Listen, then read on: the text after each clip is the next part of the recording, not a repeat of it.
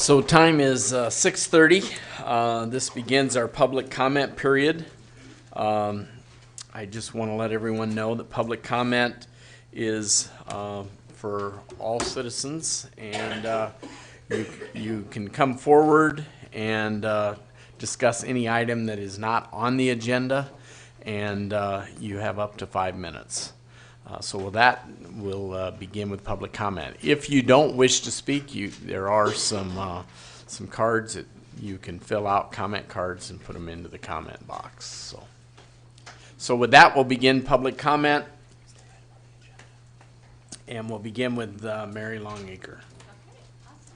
Thank you. My name is Mary Longacre. My husband Gary and I own a home at 1350 North Nye. We were born and raised in Fremont. We have lived in the Linden School area for over 35 years. All three of our children went to Linden from kindergarten through 6th grade. Gary brought it to my attention after reading the Fremont Tribune about plans to build a low-income housing project across from Linden.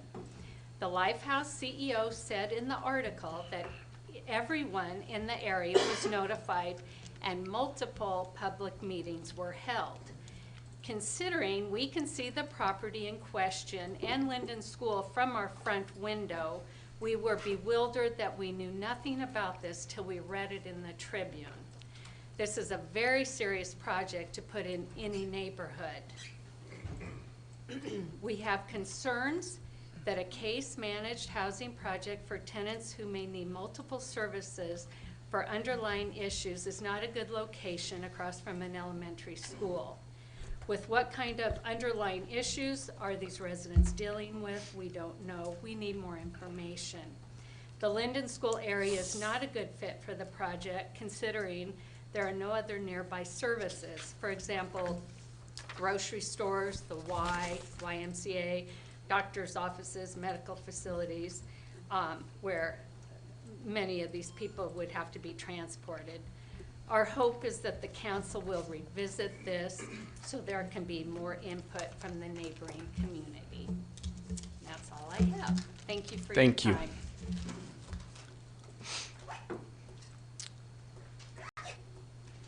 The next person is Bill Longman, and Hi. How are you? It's pronounced Lockman, by the way. Lockman. Yeah. Okay.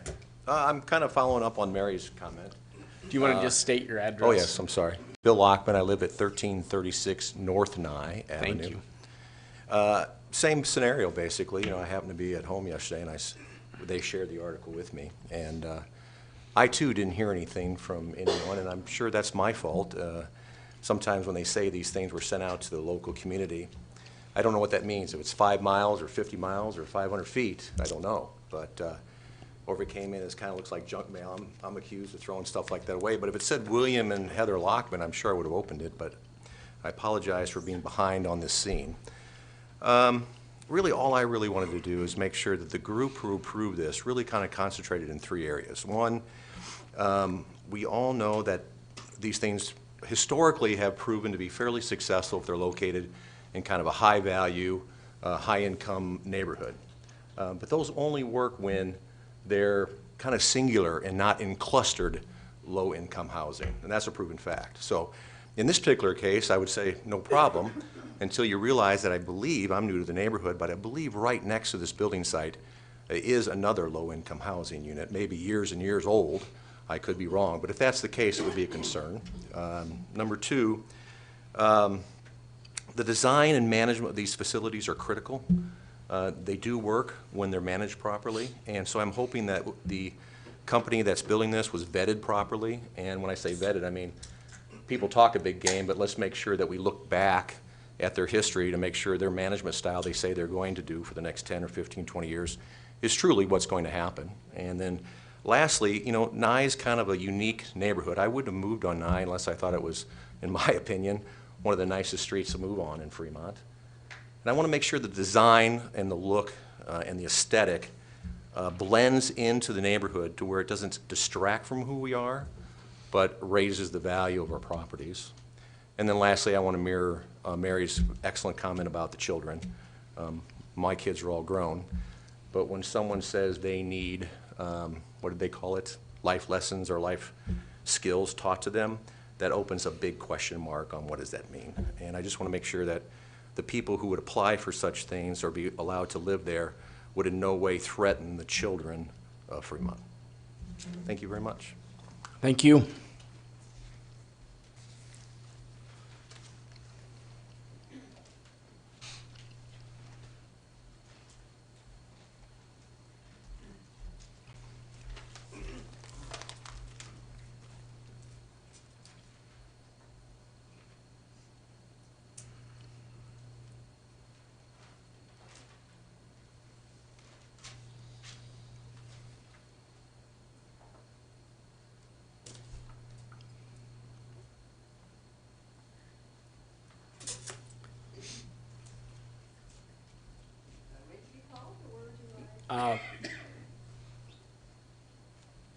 Just state your name and address.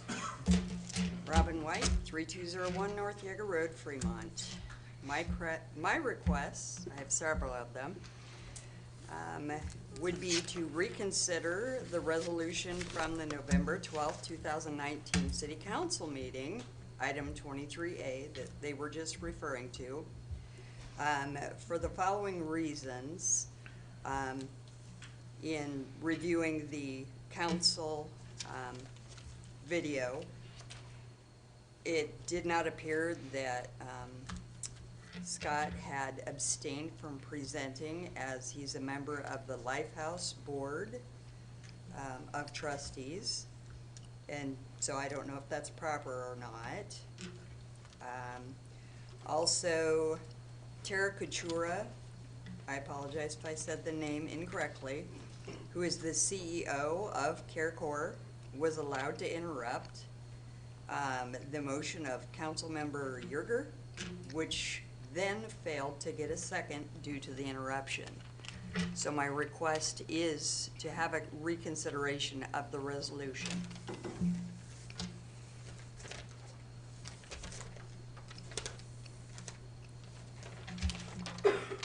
And I will give you a printout from CareCore,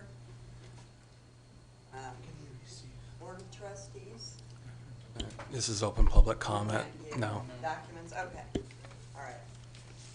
Well, I looked up the CareCore Board of Trustees and the Board of Directors for Lifehouse Ministries, if anybody wants to see it. And the next part of my request is I would like to ask that the council consider expanding its minutes that record the last meeting of the month's open public comment session, expanding the minutes to include at a minimum the number of public speakers and the topics they presented to the council, along with the topics that were placed in the Dropbox. Those would serve the purposes, multiple purposes. First, it would give the council and the public a record of the issues that were raised by the public at those sessions. And second, it would help to ensure that the topics orally presented by the public were not already on the council's agenda for that meeting. I understand that adhering to open meetings rules has been a concern raised by city attorneys, and more complete and transparent minutes will document the topics orally presented by the public do not overlap with the council's published regular agenda. And lastly, I would like to pray for this council. Thank you, Father, for guiding these people in what is correct and true and in your ways. Your will be done in all of our lives. And Father, I ask that everyone who is attending this meeting have a safe trip home this evening. Thank you. Amen. Thank you. Thank you.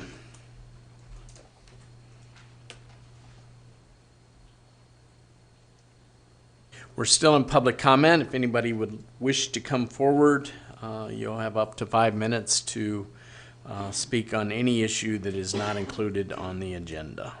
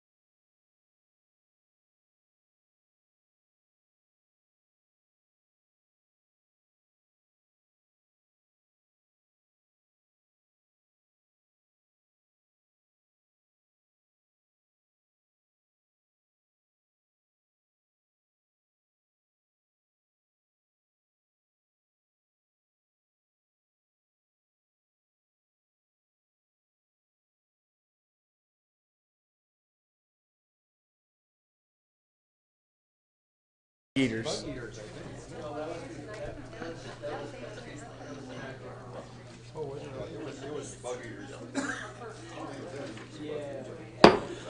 The time is 7 o'clock. We'll begin with the Pledge of Allegiance.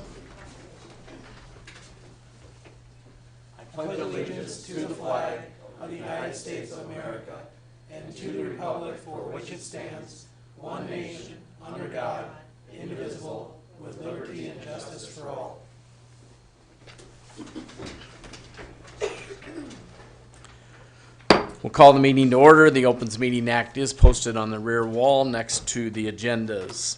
We'll begin with roll call. Tyler? Please vote for roll call.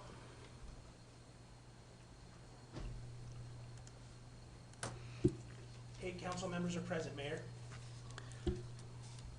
We have one service award.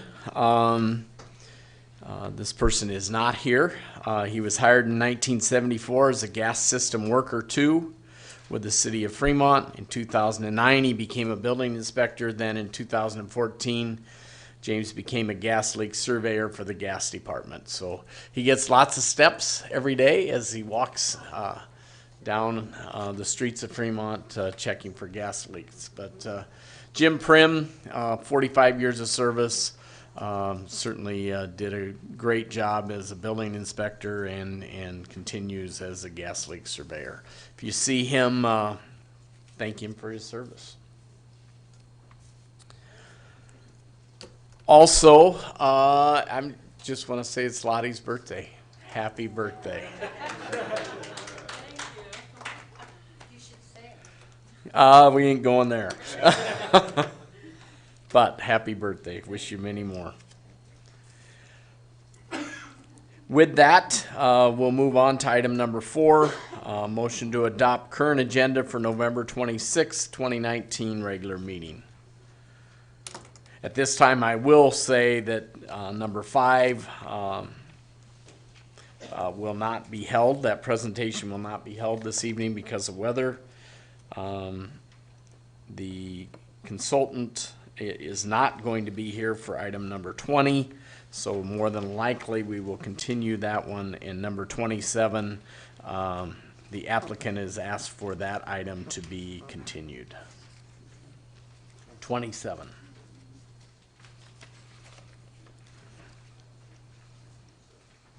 And that's basically due to weather as well.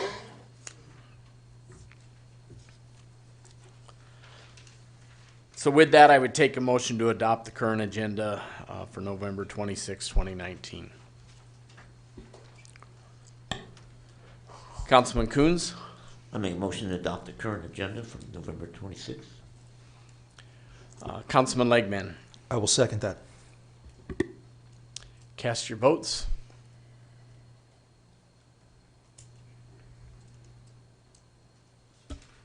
The motion carries 8-0, Mayor. Item 5, recertification presentation for economic development, certified community with Lieutenant Foley. This has been canceled to a later date.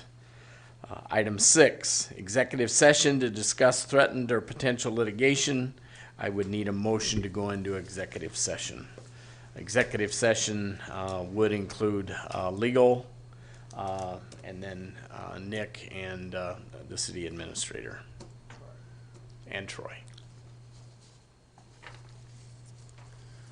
Councilman Jensen, I move to go into executive session for the purpose of discussing threatened or potential litigation and for the further reason that the executive session is necessary for the protection of the public interest. Councilman Coons. I'll second that motion.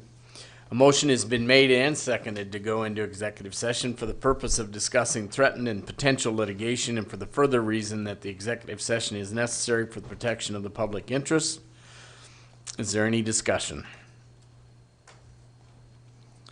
The pending motion is to go into executive session for the purpose of discussing threatened and potential litigation and for further reason that the executive session is necessary for the protection of public interest.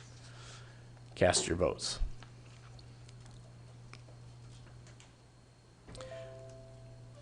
A motion to go into executive session for the, Motion carries 8-0. Thought I better wait for that. A motion to go into executive session for the purpose of discussing threatened or potential litigation, and for the further reason that the executive session is necessary for the protection of the public interest has been approved. Discussion will be limited to threatened or potential litigation. There will be no official actions or votes will be taken during this executive session. The time right now is 7:05. We will adjourn to the conference room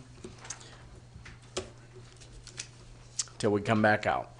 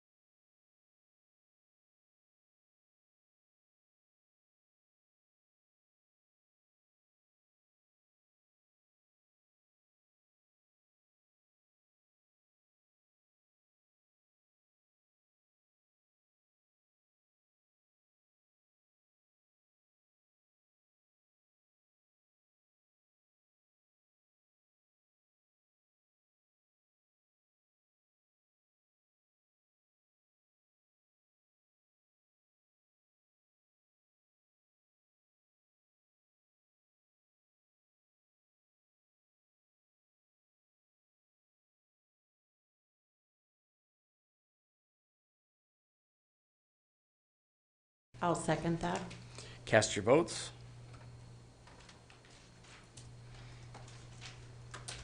Motion carries 8-0, Mayor.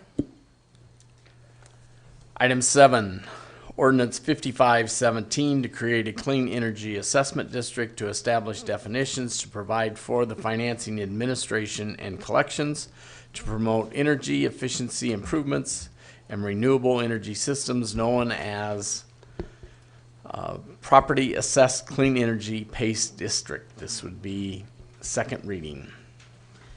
Good evening, Mayor, City Council, Lottie Mitchell, Grant Coordinator. Tonight, we are holding the public hearing and the second reading of the ordinance to establish the Property Assessed Clean Energy District in Fremont. So just a review of what PACE is. It's an economic development tool giving developers an alternative financing mechanism for qualifying energy conservation measures. PACE allows for long-term fixed rate financing and is secured by an annual assessment on the property as paid to the county clerk. The financing is issued by a third party, typically a bank. There are no public funds at risk, and there is no city or taxpayer liability. The intent of this program is to incentivize the reduction of energy, water, wastewater, and solid waste usage and generation in our community. We're proposing our PACE district to be defined by the city limits of the city of Fremont and limited to commercial and industrial projects. There's no risk to the city or taxpayers as the city is not issuing the financing but agreeing to administer the program and file a lien on if the property owner should miss an assessment payment. Costs associated with administering the program are covered by the applicant. There's a $1,000 application fee. There's an administrative fee of 1% of the loan not to exceed $40,000. There's an annual fee of $500. Chris Peterson with Pace Sage Capital gave his presentation on this program at the study session October 1st. His presentation was included in the backup documents again. The weather has prevented him from joining us this evening. The request to edit the ordinance to revise the appeal process is also reflected in the backup, and we'll bring the final version for the final reading on December 10th. Any questions for Lottie?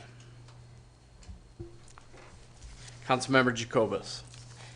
I did have a few questions. You had stated that the city's not issuing any financing. That means bonds, nothing. I mean, we have absolutely nothing to do with the financing. We're basically just the person that, or the individual entity that considers the proposal, reviews it, and that board is mentioned in there, and that is something that we'll be looking to do staggered terms. There'll be appointments made and approved by city council, I would assume.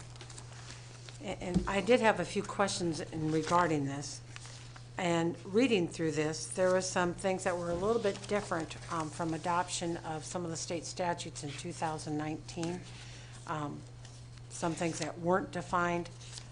For instance, in your language on the PACE assessment contract, you mentioned biannual. But in state statute 133205, it doesn't mention biannual. It just says annual. Is that something that we have the latitude to deviate from? With Chris is absent this evening, we'll document the questions and report back. Okay. Yeah. And I suspect the answer is yes, though. with the detail that was provided in here, it says that we can create these clean energy districts. And there was something noted in here about waste recycling systems and support equipment, but it's no longer mentioned in chapter 133203. And I believe that this was copied, if I'm not mistaken, from Omaha's language or reflective of Omaha's language in their ordinance. So Chris, Brian Newton, City Administrator, Chris Peterson has this same language he's adopted in, I don't know about Omaha, but Bellevue, proposing Columbus, Beatrice, Fremont. So this is what he tries to get all the communities to adopt, so we have very similar type language. So. Well, 1303, which has literally verbatim from A through N, it does not have waste recycling systems and support equipment. So that's not included in state statute, so I would think that that wouldn't be an allowable item. We'll have to ask And I've got Chris. the statute, and it ends with, the O as in N, as in Nora, is what's in the state statute. So it does have what's following it, and O, any other installation or modification of equipment, devices, et cetera. And then in 1303A, it talks about renewable energy resources rather than systems. It's just a matter of terminology, but resources are a little different than systems. So just looking at that, and then also the SIR itself. Where in the application do we mention the SIR? What the SIR is, Something rating. the savings to investment Right. ratio. It doesn't appear to be in the application itself, and that's something I would think we'd want mentioned in the application, and so that if they're not able to meet that they could request a waiver and then supply additional documentation for it, so that it isn't something that has to take back and forth, that upon the application, they know they have to meet that, and if they cannot, they check that box that they cannot meet it, and they can deny that. And then approving the applications with that 7-member PACE review board, and this is still in the PACE manual itself. I'd appreciate if we could alter that and amend that so that it's appointed by the mayor and approved by city council, because right now it just says appointed by the mayor, and I don't think with an adherence to the Opens Meeting Act that we will want to have that not approved by city council with a 7-member board. And that the staggered terms, I think, is in our municipal code, and that'd be something that we could easily do.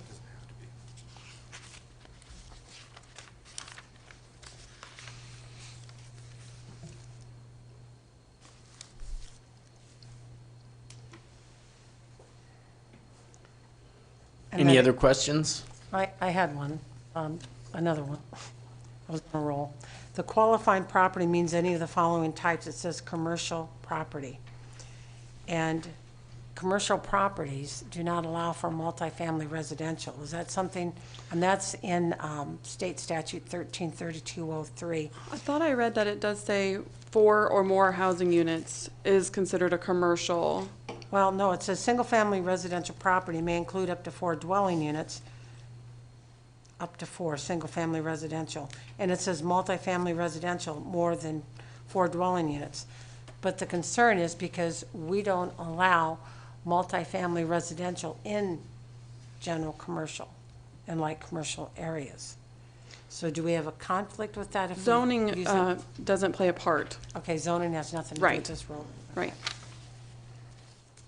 And then the requirement on 133204, the state statute that requires adequate debt service reserve fund, and then to provide for adequate loss reserve fund, that are we obligated to create that?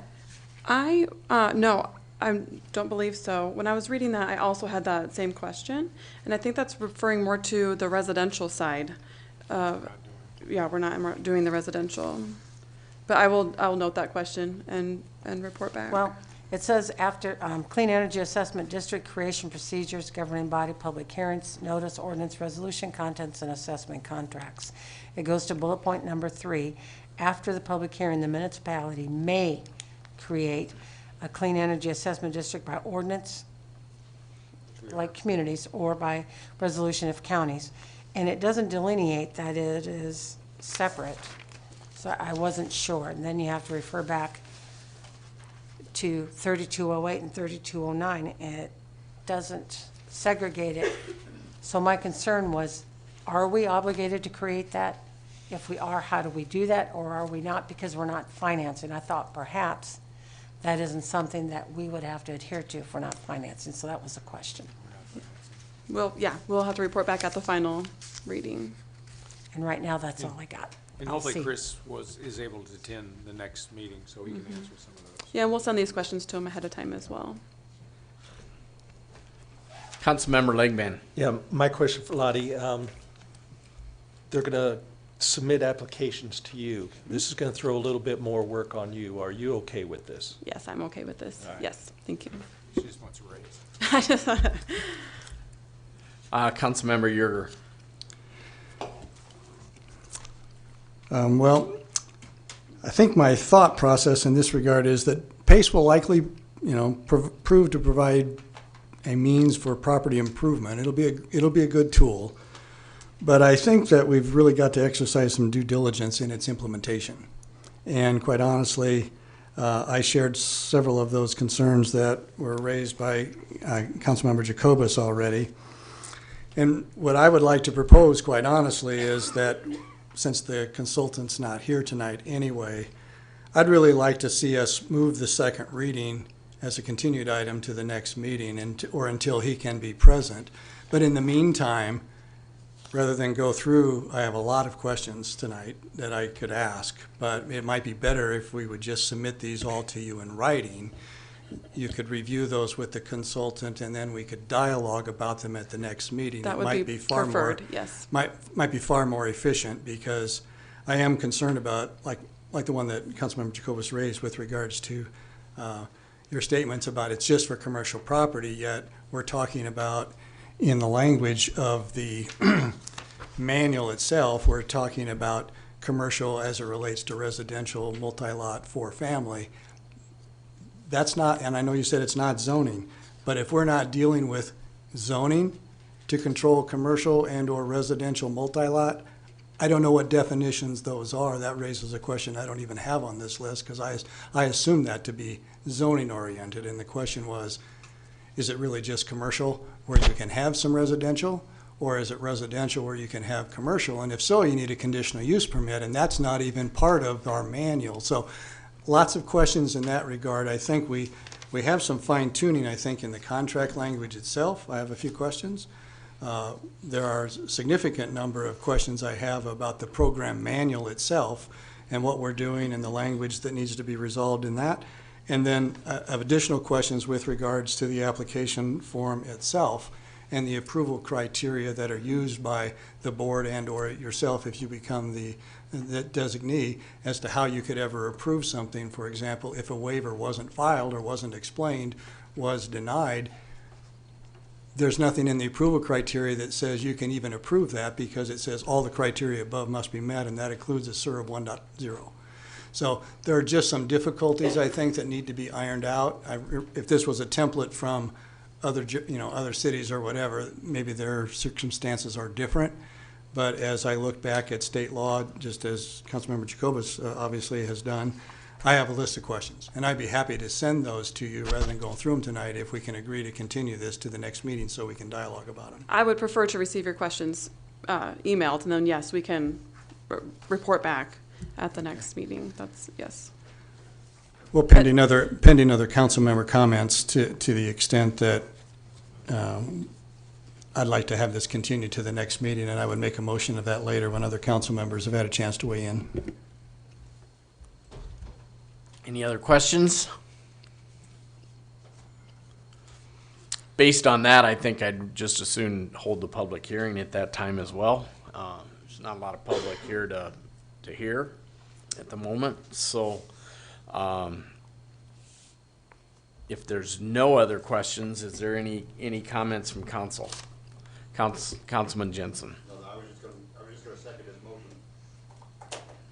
Well, I think we need a formal motion. The motion's been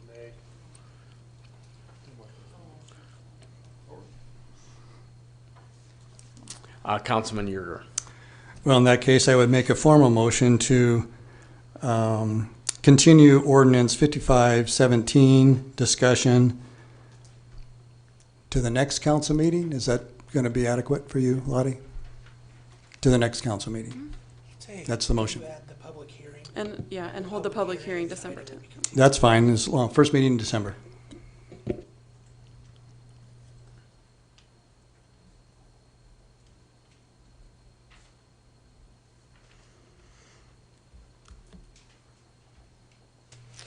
Is there a second? Councilmember Jacobus? I'll second the motion. Have a motion and a second. Cast your votes. Motion carries 8-0, Mayor. Next on the agenda is the consent agenda. All items in the consent agenda are considered to be routine by the city council and will be enacted by one motion. There'll be no separate discussion of these items unless a council member or citizens so requests, in which event the item will be removed from the consent agenda and considered separately. The consent agenda includes items 8 through 19. Currently, is there any items on the consent agenda to be removed either by council or by the public? Councilmember Jacobus. I'd like item number 8 removed because I will be abstaining from voting. And I sat through the utility board meeting, but I was going to have number 15 removed just so that people understood the importance of it.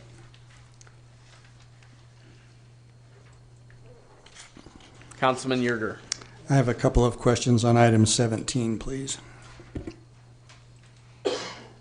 Is there any other items, either by the council or by the public, to be considered separately on the consent agenda?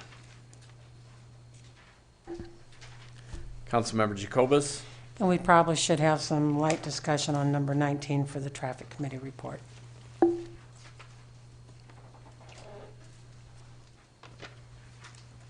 Any others?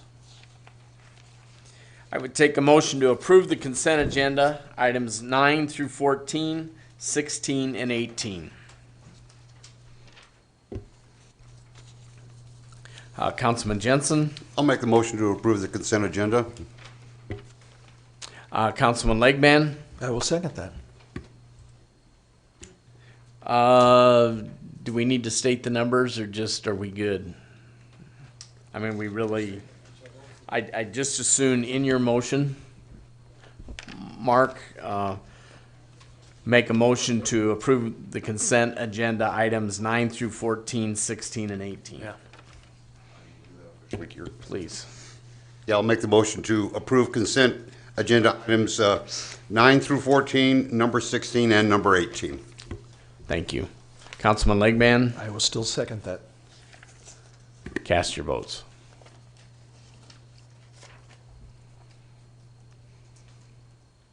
Motion carries 8-0, Mayor. Item 8, motion to approve November 12, 2019 through November 26, 2019 claims, authorized checks to be drawn on proper accounts. Councilmember Jacobus is abstaining on this item. Any other questions or comments?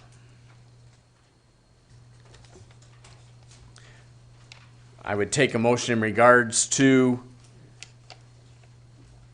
the November 12th, 2019 through November 26, 2019 claims and authorized checks to be drawn on proper accounts. Councilmember McLean. Make a motion to approve November 12th, 2019 through November 26th, 2019 claims and authorized checks to be drawn on the proper accounts. Councilman Coons. Second that motion. Cast your votes.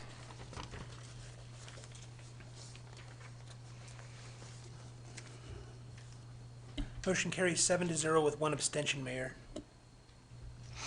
Item 15, Resolution 2019-245, authorizing the purchase of enhanced terms including business interruption, dependent business interruption, and system failure to the city's insurance coverages for the cyber liability policy with Beasley and issued through the League Association of Risk Management, which is LARM. This time we'll have staff report. Mayor and City Council, Brian Newton, City Administrator. So we picked up cyber, this is known as cyber coverage. We picked up cyber coverage, I think, Troy, a couple years ago when we first started including that in our liability coverage.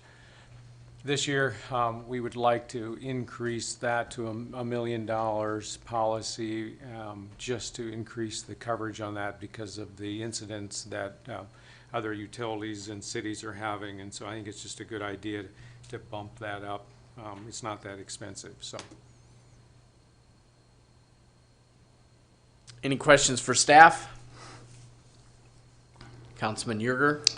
I asked to have this pulled and only for reasons of amending the resolution language under 2019-245 I would like to see the whereas statement that says the Utility and Infrastructure Board reviewed and recommends the approval of the enhancements to the cyber liability policy, because we have no minutes, no recorded vote available at the point of this, and there's nothing in our packet that indicates that that occurred.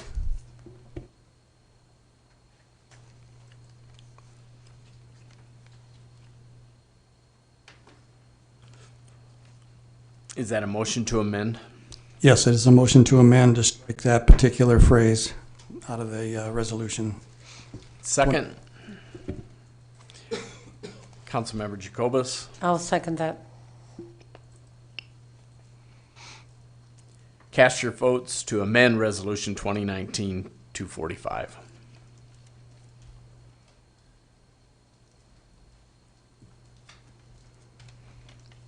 Motion carries 6-2, Mayor. Amended Resolution 2019-245, authorizing the purchase of enhanced terms, including business interruption, dependent business interruption, and system failure to the city's insurance coverages. Any other questions or comments? I would take a motion in regards to the resolution. Councilmember Jacobus. I'd make a motion to approve the amended resolution 201-19-245. Councilmember Yerger. I'll second that. I'll second that motion. Cast your votes.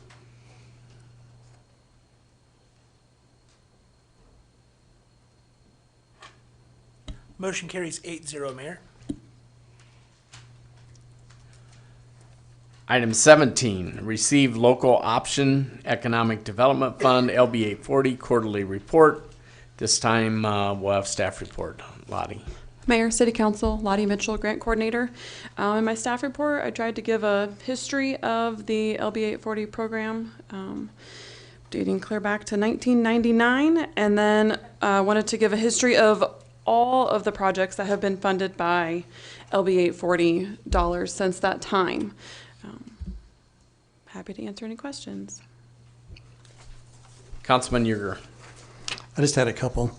Is there any particular reason why structural components in the Pearl Academy aren't listed in the known committed funds? I see Infinite 8 is. So we don't have committed funds for those, or they should have been there? So it has to do with the fiscal year and when that payment is made to the company. And Jody might be able to help me answer some of these questions. But Pearl Academy would have been in fiscal year 18. And so that is why it's moved down. The ones that are known in committed funds are fiscal year 19. Am I saying this right, Jody? Okay. And so this report is not a final fiscal year 19 report as of yet. We're still waiting on finishing those audited numbers. So it's just a year-to-date. They're dismissing. They'll show up eventually. Yes. Thank you. Excuse me, I wanted to point out that the area that you're looking at under known committed funds, the first row of, the first column of numbers, is the actual the amount that was awarded through resolution. And then you can see that we're no longer holding funds for Infinite 8 and Expedition League and those, because those checks have already been forwarded or are included rather above. You can see in the disbursements through 9/30/2019 in the current year, we've made a payment to Infinite 8, we've made a payment to Expedition League. Does that make sense? Yeah, thank you. On the final page of the report for loans outstanding, I'm thinking that Infinite 8 should be designated as a $200,000 RB item. Is that not right? It's currently under review.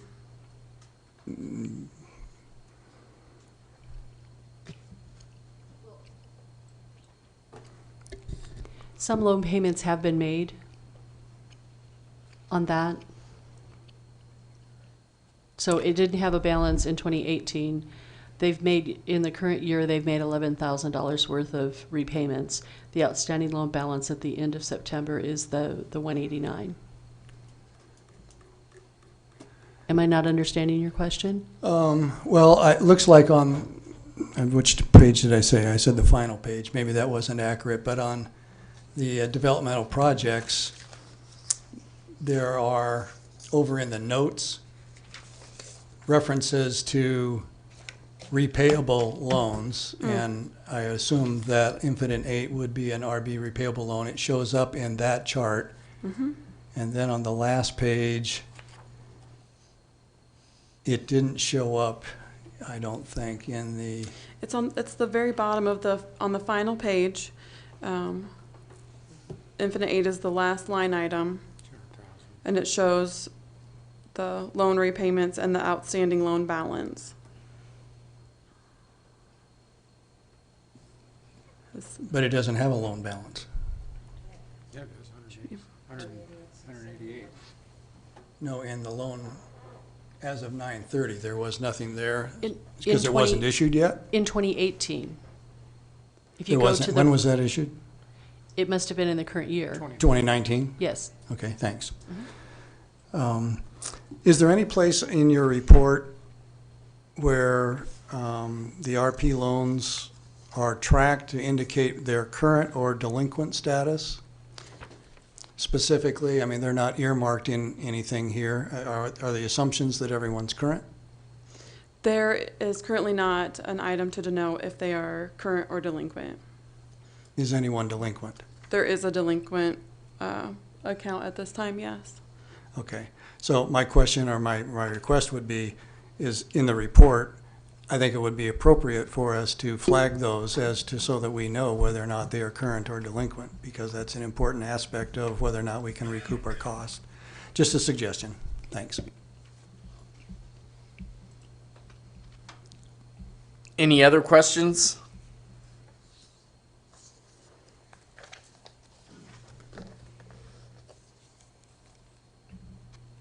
If not, I would take a motion in regards to the report from city staff and receiving the local option economic development fund quarterly report.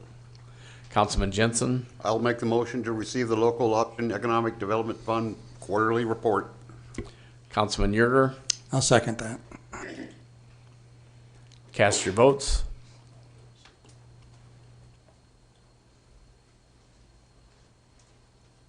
Motion carries 8-0, Mayor. Item 19, receive traffic committee report and consideration resolution 2019-247 authorizing placement of a stop sign at Lincoln Avenue and 26th Street. This time we'll have staff report. Good evening, Mayor, City Council. Dave Godican, Director of Public Works. This is the traffic committee. We meet once a month to consider issues and requests that we've had relating to traffic and signs in the city. This month we had 3 requests, one for a designation of a snow emergency route on 2nd and 4th Street from roughly Lincoln Avenue to Grant Street. It's that U-shaped street that goes around Grant School. The second request was removal of a parking stall on the north side of 9th Street between C and D. And the last item was consider placement of a stop sign on the eastbound leg of 26th Street or 26th Avenue or 26th Street at Lincoln Avenue. So I'll start on the first one. This request was for designation of that snow emergency route.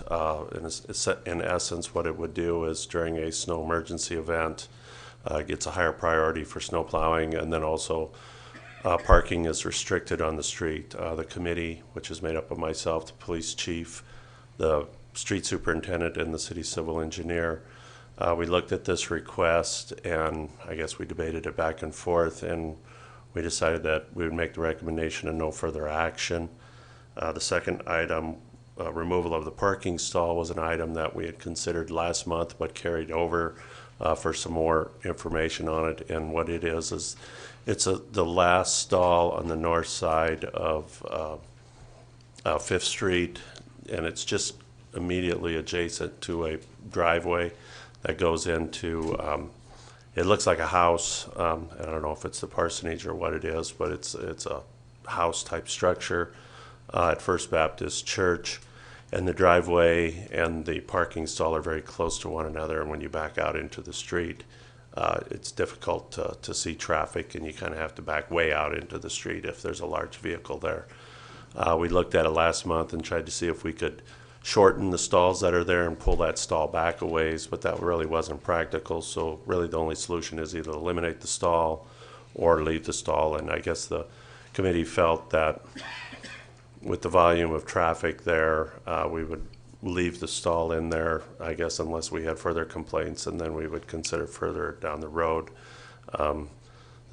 I guess the feeling was if we eliminate the stall, I mean, that's one less parking stall that's available there as it's needed.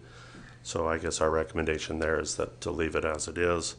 The third item, consideration of stop sign on the new 26th Street, which is that cul-de-sac off of Lincoln Road. And typically, Lincoln Road being a dead-end street, we probably would have done nothing, but Lincoln Road, we're in the process of putting together plans to connect Lincoln Road or Lincoln Avenue up to 29th Street and ultimately 32nd Street. So in the future, this will take a lot more traffic. So I guess to get maybe just ahead of the game, we're recommending that a stop sign be placed there, and then that would have to be approved by resolution.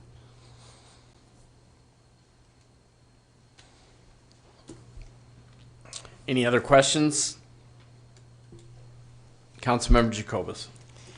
On the one on Fifth Street, where, that church area, did you determine if that was a private residence, or was there a change in the driveway that caused that? Because there's no curve on that driveway, there's no radius, which seems very odd, because most driveways are required to have a radius. I think it had a radius at one time in an attempt to make the driveway maybe a little wider. You can see where there was new concrete added into the driveway, which probably pushed it a little closer to the parking stall than it would have been prior.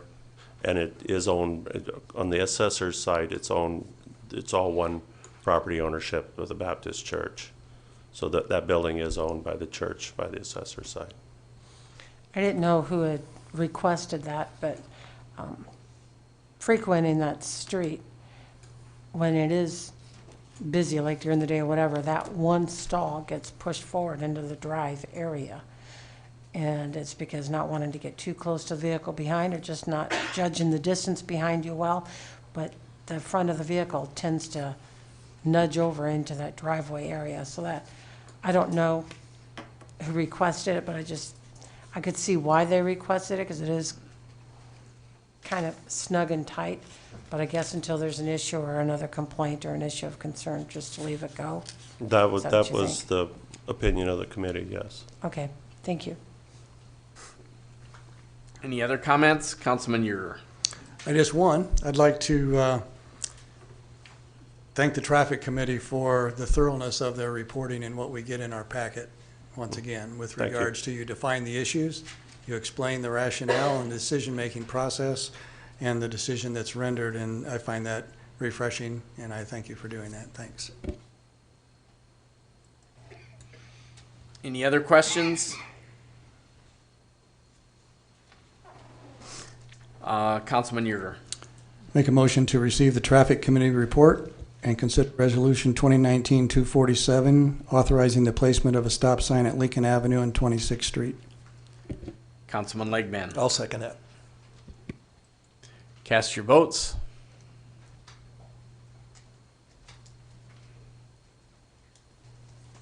Motion carries 8-0, Mayor.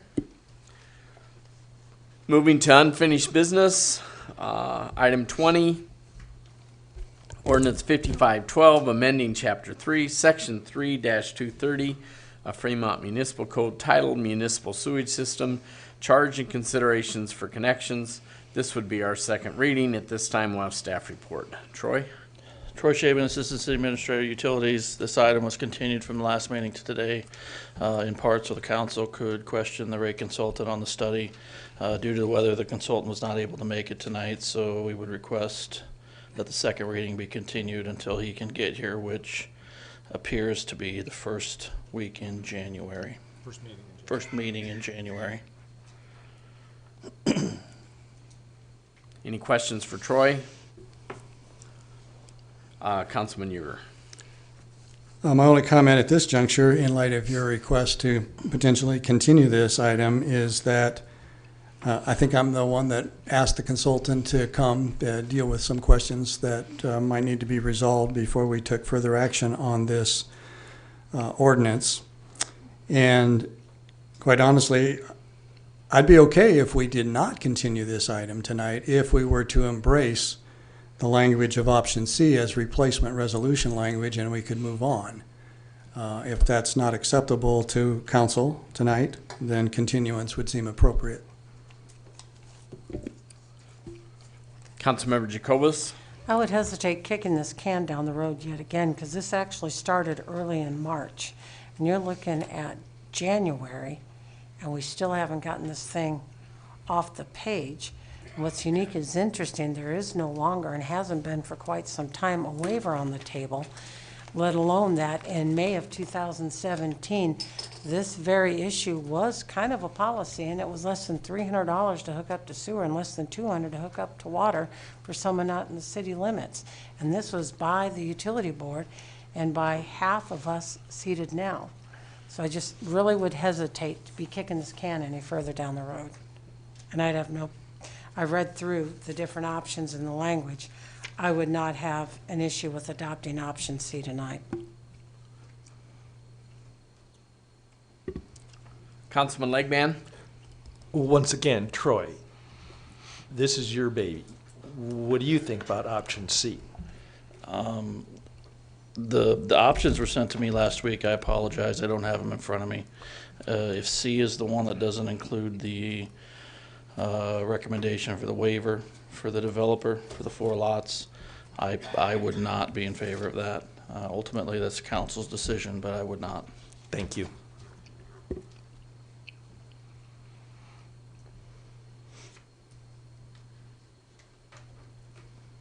Councilmember McLean?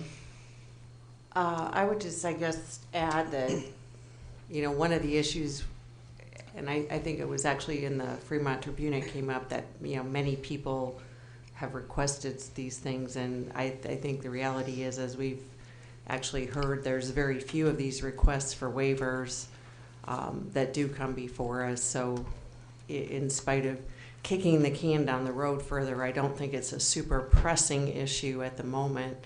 And we don't have many of these, as I think has been the case. And as has been pointed out, the request that started this ball rolling is no longer an issue. And in fact, it's, I think, expanded well beyond what we were originally even trying to accomplish there. So I'm not in favor of option C. I haven't been.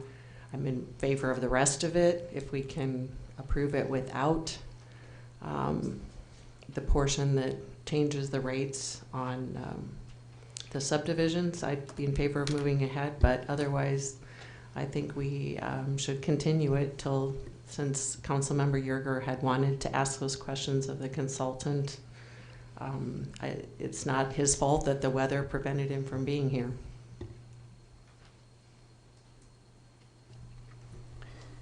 Any other comments? Councilman Yerger? I would entertain staff's motion to continue this to a future meeting then. And the date I think you selected was what, first meeting in January? Yes.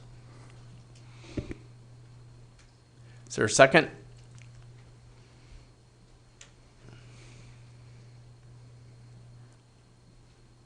Councilmember McLean? I'm sorry. Still a second? Yeah, I'll second that. Councilmember Bechtel. Cast your votes.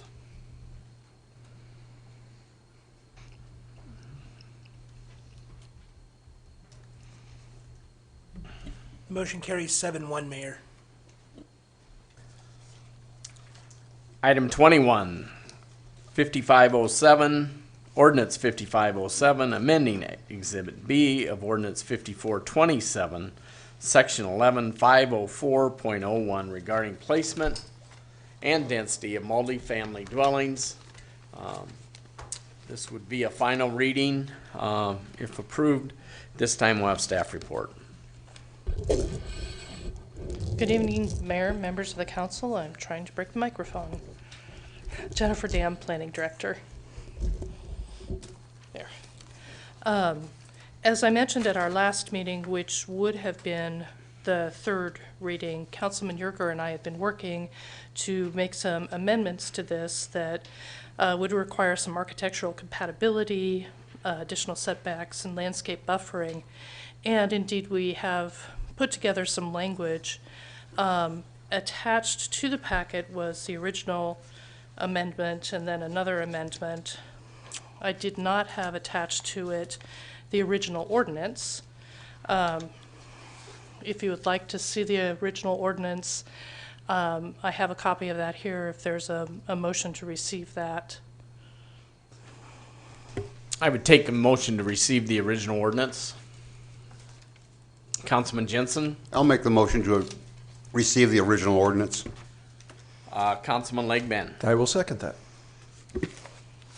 Cast your votes. Just send them down that way. Oh, they're 2 pages? Yeah. Sorry. Councilmember Yerger, could you please cast your vote? Thank you. Motion carries 8-0, Mayor. Since the time that Councilman Yerger and I last spoke about this, I've had a number of phone calls from people in the local community who have concerns about the proposed language. And some of the concerns were that it is significantly different than what had originally gone to the Planning Commission. The public hearing on this has already been closed. This is third reading, and there was some concerns that they did not feel that they had adequate chance to review that, nor did the Planning Commission have an adequate chance to review the amended language. So the request that I received was that the more detailed language be sent back to the Planning Commission to review as one of the solutions. The other request that I had was to vote on the original language and then consider the additional language when we update the UDC, which has been budgeted, and we hope to move forward with yet this spring. I'll bring that to your attention, and I would attempt to answer any questions that you might have.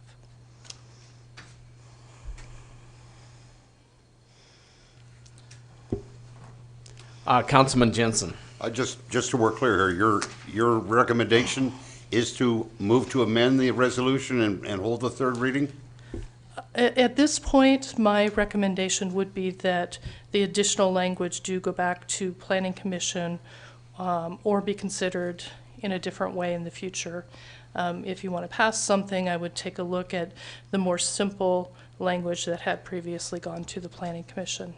Again, the concern that I have been told numerous times was that the more detailed language didn't have adequate time for review or public hearing. Councilmember McLean.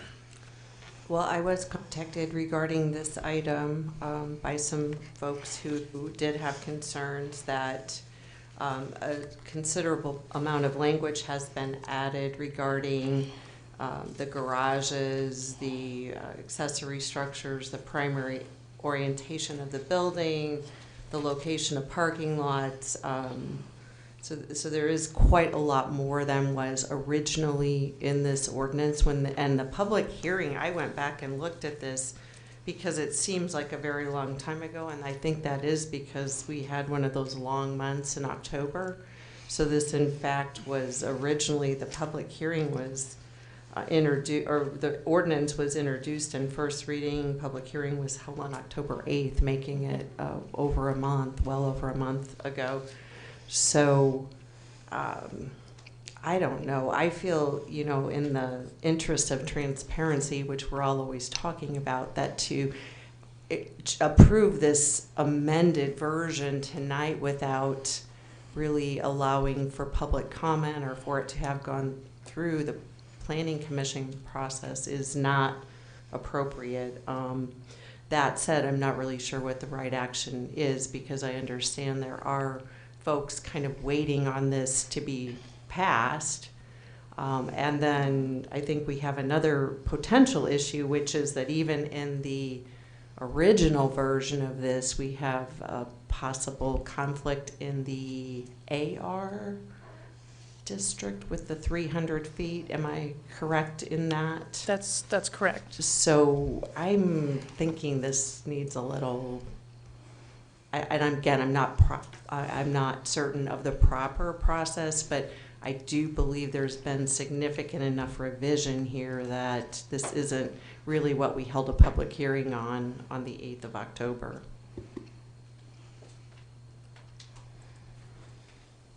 Councilmember Yerger? One of the things that I guess I'd like to point out this evening, in light of the comments about whether or not there's been any or adequate time for review, this optional language that we're looking at tonight was in discussion at the last council meeting. We didn't discuss it at the last council meeting? It was in the packet material so that it could have been reviewed, is my understanding. I handed the material out because it was passed. And it was received. I handed the material out, but we could not discuss it at that meeting. And then additional changes had been made beyond that. The general public did not receive that information at our last meeting. So it wasn't received into the council record that evening?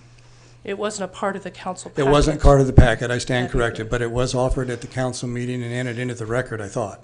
But that doesn't make it available to the general public. It just becomes a part of the packet of the record. It's not posted out for the public to review. Yeah, then this is an aside, but that tends to highlight something that's always been kind of an annoyance of mine, and that is that items are entered into the public record here at council meetings cannot be found in the materials from the meeting. And that's, even though the city owns them and has them, the public doesn't seem to have access. So I'll yield to that. And it's not my intention necessarily that this has to go through tonight. I do have a question for the city attorney with regards to the framework of ordinance revisions. It's my understanding that city council can make ordinance revisions after receiving something from Planning Commission. I just want clarification as to whether that's accurate or not. That's accurate. Okay. The extent of the revisions may be in question, but the logistics of whether this has to go back to Planning Commission for review is not necessarily something that's required. Again, that was a request that I received. And I know that you and I spent considerable time during the revisions of this for numerous reasons trying to modify the language that essentially was, in your original opinion, unacceptable and unusable in the original code as written. That's why you brought it to council attention, so that we would make some changes. And from that, at the first hearing that we had on this, my recollection was you and I were to get together and work on some of those because I had a majority of the questions, and we did. And then at the last meeting, those changes were brought to council, at least brought before council, maybe not made it readily available to the public, that's true. There again, in this regard, public has access to the same materials that we do as city council members, published on the city website. And to the extent that those that are opposed to this language now aren't here to discuss it tonight is of concern to me, because they obviously were aware that it exists because they must have read it. I'm okay if we postpone it another time. We're just kicking the can down the road. But I think considerable work went into modifying this to come up with something workable. And as Councilmember McLean said a moment ago, we have some conditional use permits that are pending this language. They were passed at the last meeting. I did suggest at the last meeting that we hold off on those approvals until this ordinance language was approved, and we did not do so. So now those conditional use permits are in limbo because they're conditioned on revisions to this ordinance. Is that correct? To a certain degree, that's correct. I did not characterize the original language quite the same way that you did, that it was unacceptable and unusable. In fact, that's what my proposal was. I certainly and was very happy to work with you on these potential changes. to try and find something that would be more palatable to the council, and certainly more palatable to the concerns that you had raised with me individually, and I was, again, happy to do that. Again, the public hearing on this has been closed, so people don't have the opportunity to comment on it. And I think that's the reason why they're not here tonight. And I'm carrying the water for those people. And I guess I'll let the council do with this what they wish. Councilmember McLean. I did just want to clarify because we did receive this, and it was entered into the record at the last meeting. We voted to receive it. You handed it out, and I have to apologize. I don't even have that particular copy. But the first that the public would have had a chance to see that would have been when the agenda was posted on Wednesday afternoon last week, correct? Correct. Well, actually, I mean, it wasn't these out changes there. came, Councilman Yerger submitted the last changes because I submitted what I had at noon on Tuesday. So there actually are subsequent changes from what we received. Correct. At the last meeting. Right, and those are attached at the back of the staff report. So again, I realize that when we, I mean, it's getting at my pet peeve, which is receiving information at meetings that, you know, we don't have a lot of time at that meeting to look at. The public hasn't had a chance to really preview it or know it's on the agenda. And as to people not coming tonight, I don't know, but the roads are bad and it is bad weather this evening. So again, I think, you know, we talk a lot about transparency, and sometimes when it goes the other way and we want to get something done, I don't think this is transparent to have this just come out with changes, the last version of which was amended into the agenda whenever it was. You said after your version went in on Tuesday. So I think I would like to propose that we at least give the public another opportunity and postpone the final reading until the next meeting. And I'd make that a motion. We still have some comment, and we got quite a few comments yet. Councilmember Jacobus. Jennifer, with this being conditioned upon approval on two developments, I believe Deerfield.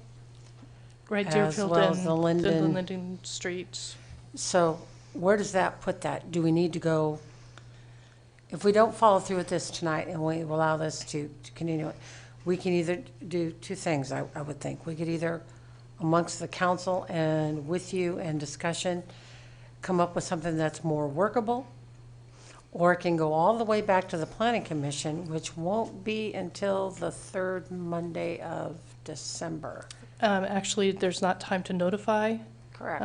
So it would be January January. before it would go back. And then we have to have time for us to reconsider it. So you're looking at possibly February. It would be February before it would come back to the council, yes. Correct. So would and you March, the first part of March, before you would have final action. Would If it went you through all three readings. be opposed to sitting down with a few of us at your discretion and trying to hammer out some of these idiosyncrasies and presenting this back to council, or letting the council members digest this and let the public, because this was put out in Wednesday's agenda packet, was it not, Tyler? The packet that's currently exists, I think there was one amendment. Sorry, I think there was one amendment that was made on Friday to a section of this. Is this that item? Yeah, but the there last was one ordinance small was change. amended that, the last changes that Councilman Yerger made. So I guess I see that there are a couple of ways that we could approach this. You could certainly vote on the original. You could amend the original. There are two developments that are kind of hanging in limbo right now. I know that developers do have a lot of concern about this, and a lot of concern about some of the additional language that we are proposing. We could certainly sit down with a group of developers and try and talk through that with them. Or, you know, you could again tackle the original ordinance, hold off on language until we get started on the UDC overview. There's a couple different ways I think that we could approach this. I would hate to see us try and sit down and have meetings that go on and on and on, and then have no resolution, no time to get it on a January Planning Commission agenda, because the deadline for that is December 12th, I think. So we don't have a whole lot of time. So we'd have December 10th to have reconsideration at the council level, but it would allow 2 weeks in order to gather some additional thoughts and dissection. I don't really take issue with the first page. It's just when we start getting into the wording number 2 and sections of number 3. But from 4 on, it's really kind of an ongoing, but I just hate to be repetitive in some of these areas that we already have language in our UDC addressing. Sure. So I guess I can appreciate Councilman McLean's commentary, but I also can appreciate that we have kind of a time issue with our conditional uses. So I'm not comfortable adopting the original. I'm not warm and fuzzy with adopting the entirety without amending what we have in front of us that was in part of our packet. I'd have no issue reconsidering this on the 10th and allowing everybody time to digest, if that would be conducive to you and give you time to look into this or to have some conversations both with council and developers. So I guess, what would you recommend? I mean, a couple things. I mean, we're kind of beating this up a little bit. There's certainly the proposed amendment by Councilman Yerger, specifically item 2, certainly lends itself to council having a tremendous amount of discretion in regards to potential area overcrowding. That's very subjective, and I'm not real sure how a council member is going to know whether it's overcrowded or not overcrowded. Item 3, the 2-story residence or lots should be set back a minimum distance 1 foot for each foot of building height as measured at highest roof point. That's subjective. Then you get into the garages is subjective. Right now, as the ordinance sits, you know, the real challenge is we can almost go in and just go to the chart, 11-502-01, and get rid of, you know, SR is R1, and you know, R1 should be the most restrictive, shouldn't have any multi-family housing. It should be just R1, which would be single-family dwelling units. AR truly is an area that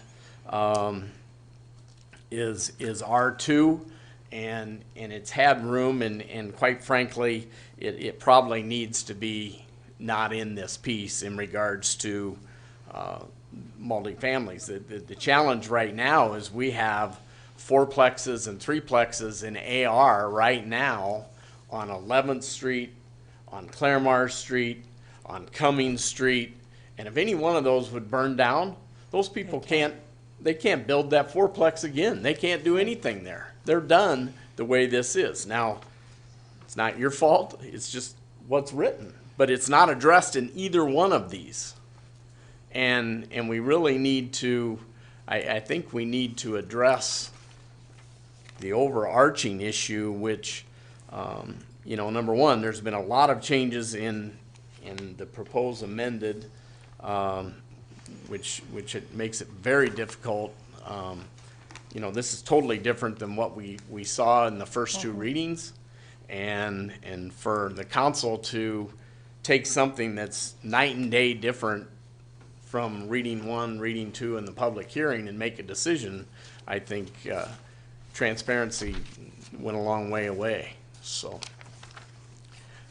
with that, I mean, I know there's next steps that could be done. I mean, we easily could approve the initial ordinance and pull AR district out of that in item 2 and leave it just in the SR district, and you'd probably solve 95% of all the issues. And then bring it back, if there's more that needs to be done, bring that back to the planning commission. But at least you've approved an ordinance that allows these projects to move forward. That makes some sense. And we certainly could bring the additional language back to planning commission. We could have conversations with the developers, take it back to the planning commission. The other projects that nobody objected to could continue to move forward. And then we could have a more robust conversation about the desires for site design and setbacks and architectural features and the like. Because they are, you know, They're important, really, if it's you know. important, but you also could put some designations of increase the setbacks for those and things And we like could be that more to get some more specific. separation. Sure, right. Instead of saying 1 foot per foot of height, perhaps we just change the table, and instead of an 8-foot setback, we say there's a 15-foot setback. Which are all Something along things those that, lines. you know, this is gonna happen from here on out. I mean, it truly is a difficult situation, and I applaud what everybody's trying to accomplish, but we have projects in front of us, and one of the solutions would be, you know, to amend the original ordinance, take out AR and move forward, and then bring it back and get it back in front of the planning commission and get it back in front of the council to continue, but so these projects can move forward. I mean, we have Sure. developments that probably can't build as they were platted if this goes into effect. And, you know, that's a good solution. I'd be happy to take that forward. I think ultimately, you know, we keep trying to put some Band-Aids on things, and we keep trying to do the right thing, but it's such a complicated and convoluted Which ordinance. I know you And I have know- money in it to eventually And I know change Councilman this. Yerger has hammered on this repeatedly, that we make a little change here and it has other implications. So it'll be really nice to revisit and try and streamline the entire ordinance to take out the inconsistencies. Councilmember Jacobus. So in looking at all this, the biggest consternation that is being had, and I would assume, is paragraph 2 and 3. If we strike paragraph 2 and 3, what we all have, which is page 203, 204, strike those 2 paragraphs with the thought that if we need to revisit, we can leave the rest of it in there. As far as the garages and the buildings with the primary entrance and the off-street parking, because those are important aspects. And with regards to what we've already passed, those were tentatively things that were considered. So if we struck paragraph 2 and 3, we could essentially, by amending this, pass this. Those are the 2 paragraphs that I've heard the most consternation about. It does address the concern about the AR. So you don't have that distance issue any longer. Correct. With these. So I would entertain the idea of having a motion to amend what is in our packet with the blue line. Well, there's a motion out there. We so- need sorry. to get through everybody talking. Yeah, that's true, but I'm just saying I would be supportive of that if we would be able to strike those 2 paragraphs and adopt it as it now reads, because I think it addresses a lot of the issues of concern without the consternation paragraph 2 and 3 in blue are highlighting. And I could talk a little bit about paragraphs 4, 5, and 6. There are places in town where multifamily garages have been built immediately adjacent to single-family, with the accessory structure setbacks only being 5 feet, and then you have another house that's 5 feet setback. There's a narrow distance, 10 feet, between the house and the garage. The house happens to have windows on the side that faces a wall, and that could have easily been flipped so that there was more open space to look at. I think that's what that's trying to get at. Orienting buildings to the street kind of gets at apartment buildings. You don't want to look at the sides of rows of apartment buildings, but to have them more welcoming toward a street frontage. That's something that's very common in many planning and design ordinances throughout the country. And again, off-street parking shouldn't be between the buildings and the streets, so you don't have a big parking lot, the street, a parking lot, apartment building, but rather you can have parking tucked back on the side or behind is another design feature. Again, in this, the city council, if there's not a way to address it that way, the city council could approve that.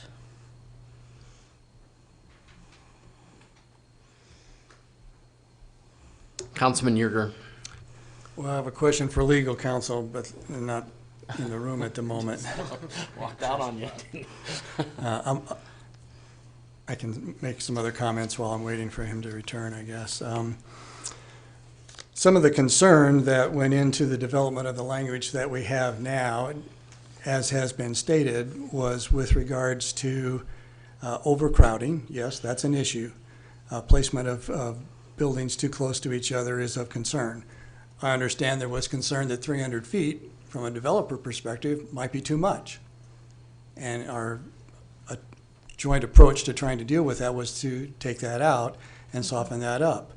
And with regards to paragraphs 2 and 3, which really are the heart of this ordinance per se, we wanted to ensure that the council had adequate tools in their tool belt relative to, well, how would you make this decision? And one of the things that's imperative is you need to protect the public health, safety, and welfare requirements if you're going to allow conditional use permits.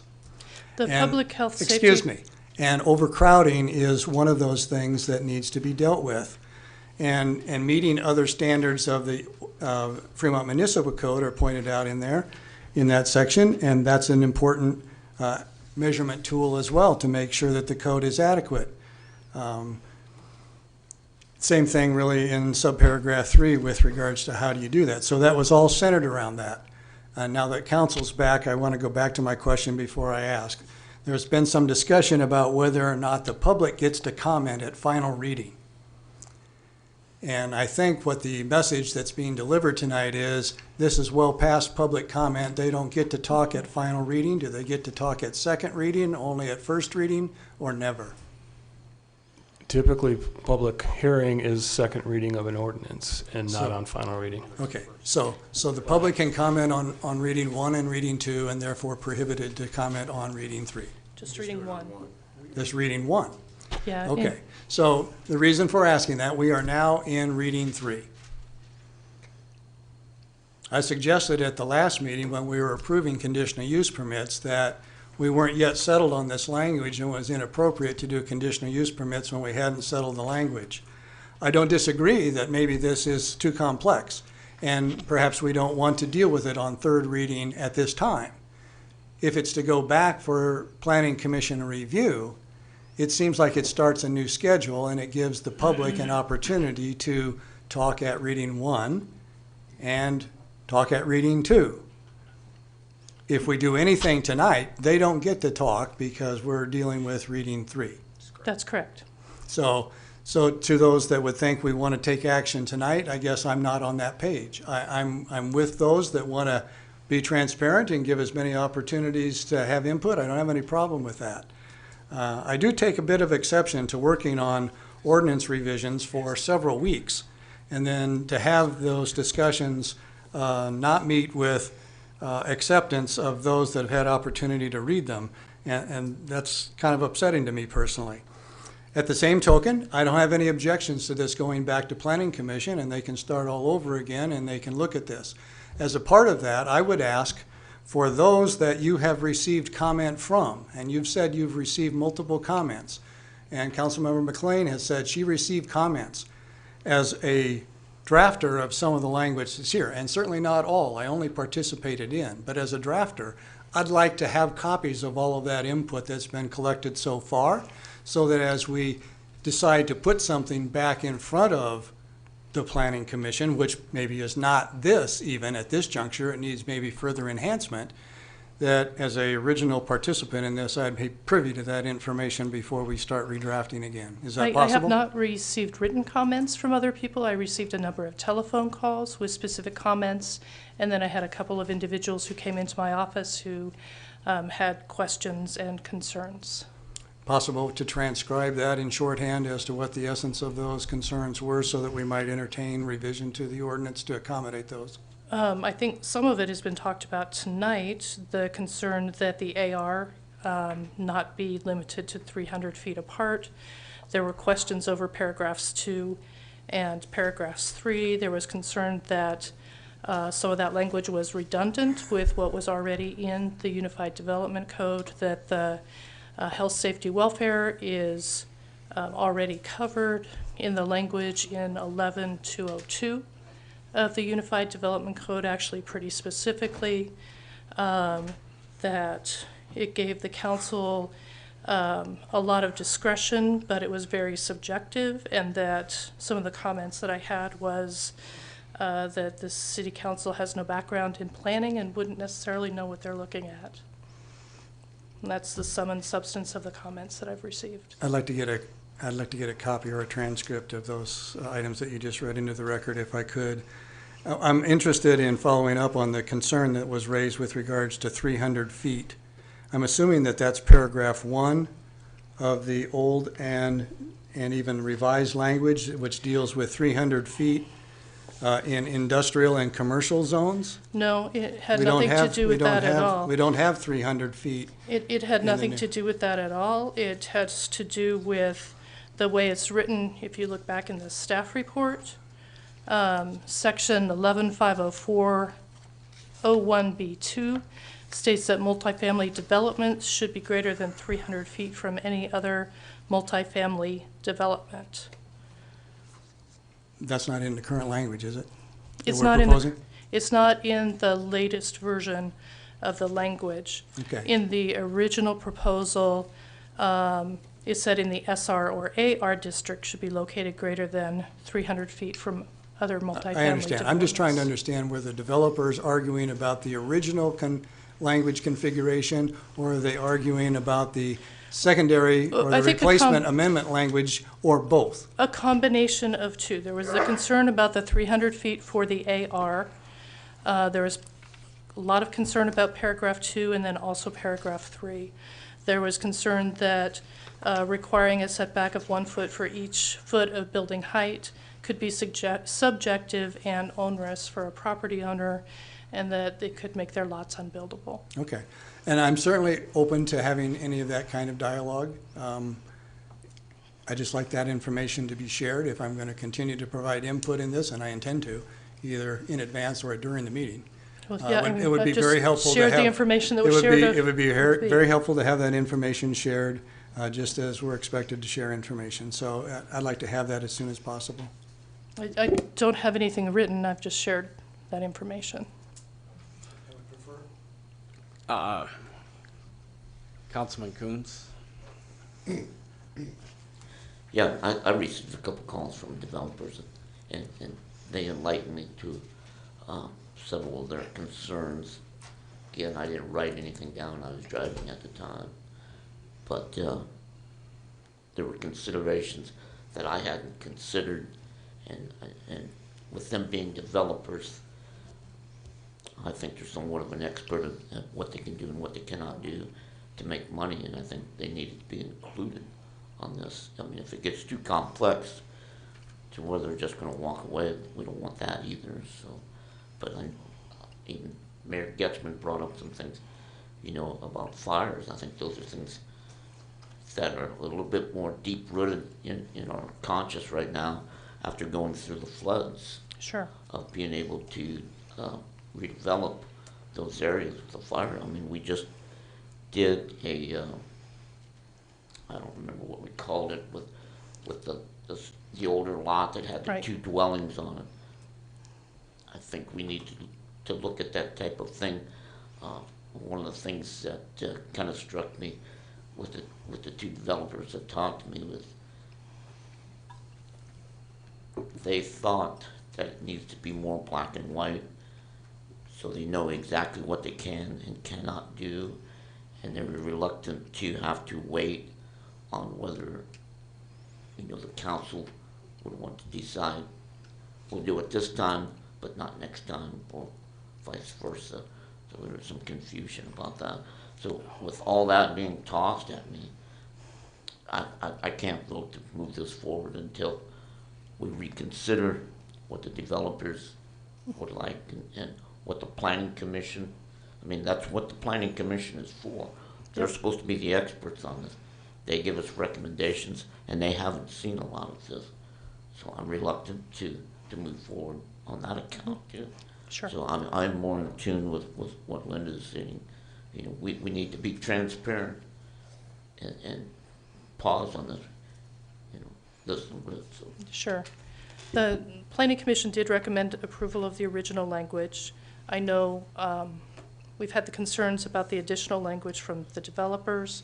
With the original language, there was a concern about including the AR in the 300 feet. The two developers, I'll use that word, I guess, lightly, who have the conditional use permits that were approved, and yes, Councilman Yerger did warn them. They do have concerns about expending any more money in the effort to develop designs for the projects that they have moving forward. So sending the entire thing back to the Planning Commission for review for final approval in March could be problematic for them. Just trying to spell out even-handedly what the impacts are to everybody on that. So one solution would be to approve the original language, removing the AR from the 300 feet, and then sending the rest of this back to Planning Commission. I think that could create a balance, and then we can continue to have conversations with developers and try and satisfy what some of the additional concerns are regarding the setbacks and the design elements of an apartment complex. I think that would also give us a chance to take a look at some of the definitions that we have, which aren't included as a part of this, but a multifamily development is defined as 3 or more units. Well, is a triplex really that much different than a duplex? A townhouse is defined as 3 or more, but realtors, and in the previous zoning code, it was defined as 2 or more units. What do we consider a row house? Is that really a multifamily development? Or do we think of a multifamily development as an apartment building? So if we take a chunk of this, and again, Councilman Yerger, I appreciate you working with me on this. I think maybe we're able to address some of those concerns and some of those definitions and hopefully come to something that is at least satisfactory, we can gain consensus on, but maybe not unanimity. Councilmember Jacobus. I would ask that we consider, and perhaps ask Ms. McLean to reconsider her motion, if possible. Pardon? Who made the motion? Oh, I'm sorry, I was told there was a motion on the floor. Well, since there isn't, I would entertain a motion to approve this final draft with the exception of, I guess, a motion to amend it, strike out completely paragraph 2 and 3, because those are the onerous paragraphs of language. Because I would hesitate to have to wait till February and have delayed, because I believe there's some funding for one of those that was approved by resolution at the last meeting of $2.5 million that's on the table. And they have to act sooner than later. I think if we adopt the language as it's now in and strike out paragraph 2 and 3 in its entirety, we can always take the option to come back and revisit it. But those are the onerous, cantankerous paragraphs that are causing the issue. So I'd make that motion to amend as stated. Councilmember Legman. I was going to make a different motion, so never mind. Is there a second?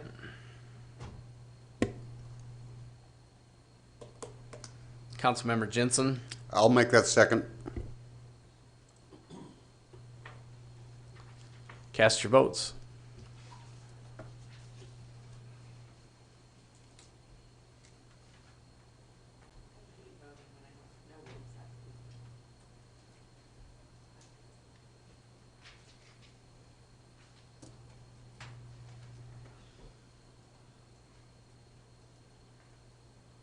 The motion fails 3-5.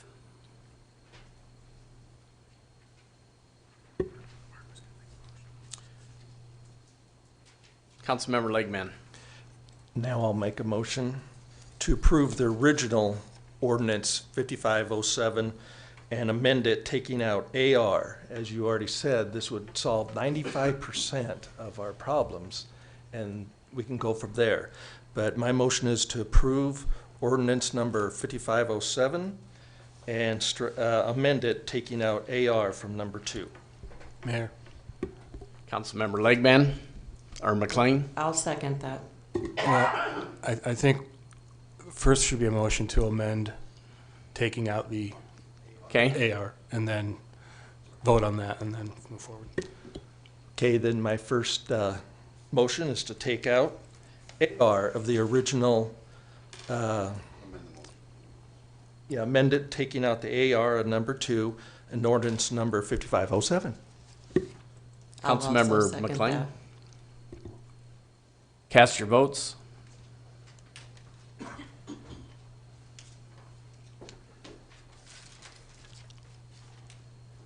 I'll vote yes. The motion carries 5-4. Councilmember Legman. Now I'll make a motion to approve ordinance number 5507, the amended ordinance 5507. Is there a second? Councilmember McLean. I'll second that also. Cast your votes.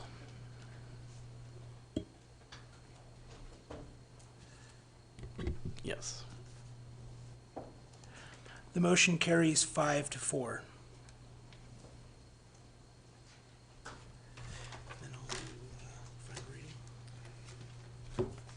Now we'll have final reading.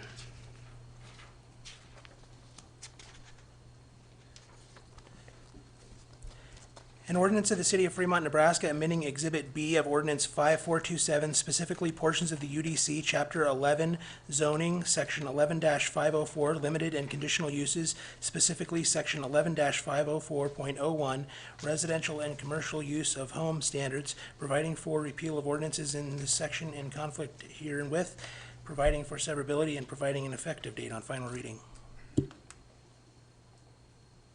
Ready? Cast your votes.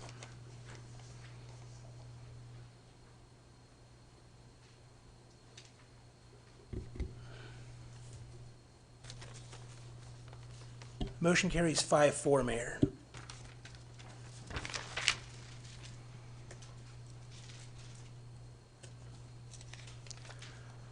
It's 5 minutes to 9. Let's take a 5-minute break.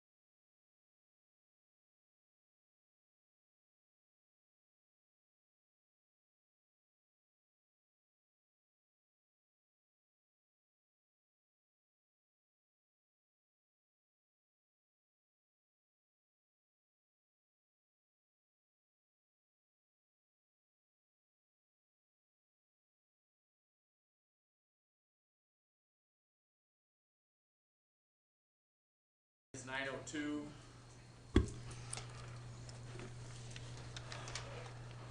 And we'll continue with item 22.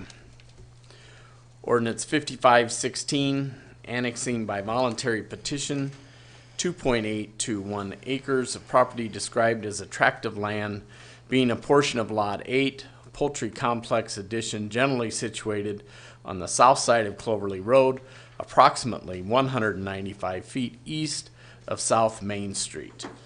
This would be the second reading. At this time, we'll have staff report.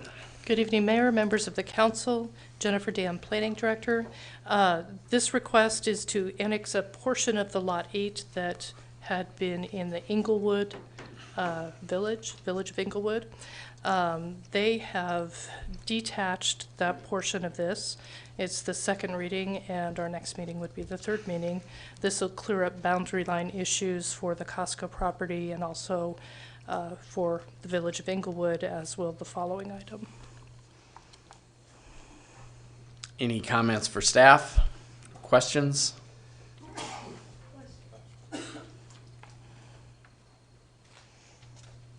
Comments from the public? Comments from council? Councilman Yerger. Make a motion to approve ordinance 5516, annexing by voluntary petition 2.821 acres of property described as attractive land between a portion of Lot 8, Poultry Complex Addition, generally situated on the south side of Cloverly Road. Councilman Legman. Cast your votes.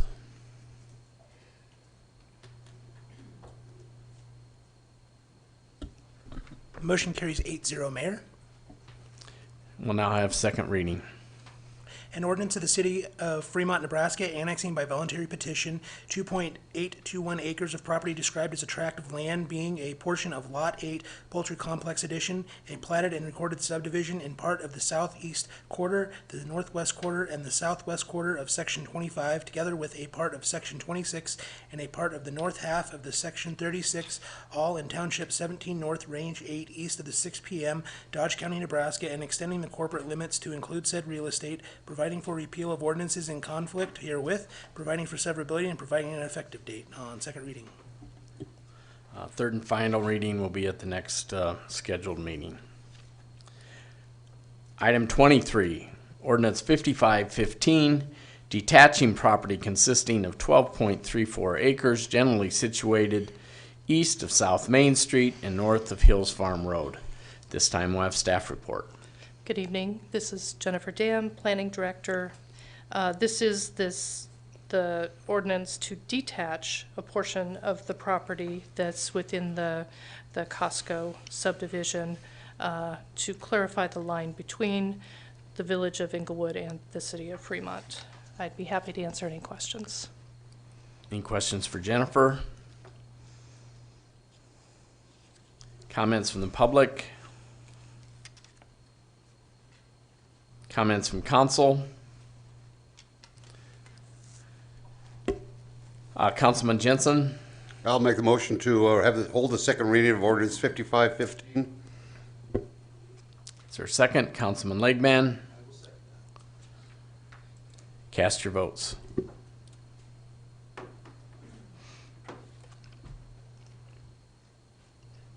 Motion carries 8-0, Mayor. Item 24, we'll have second reading. An ordinance of the City of Fremont, Nebraska, detaching property located in Section 26, Township 17 North, Range 8 East, Dodge County, Nebraska, and altering the corporate limits to remove said real estate, providing for repeal of ordinances in conflict herewith, providing for severability, and providing an effective date on second reading. Third and final reading will be at the next scheduled meeting. Item 24, ordinance 5513 to rezone property associated with Brooks Hollow, generally located at Aberdeen Street and Peterson Avenue, from R rural to SR suburban residential. This would be for the second reading. At this time, we'll have staff report. Jennifer. Good evening, Mayor and members of the council. Jennifer Dam, Planning Director.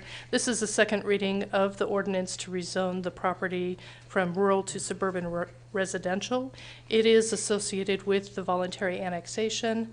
It is also associated with a final plat that will be on the next agenda, along with the subdivision agreement. I'd be happy to answer any questions. Any questions for staff?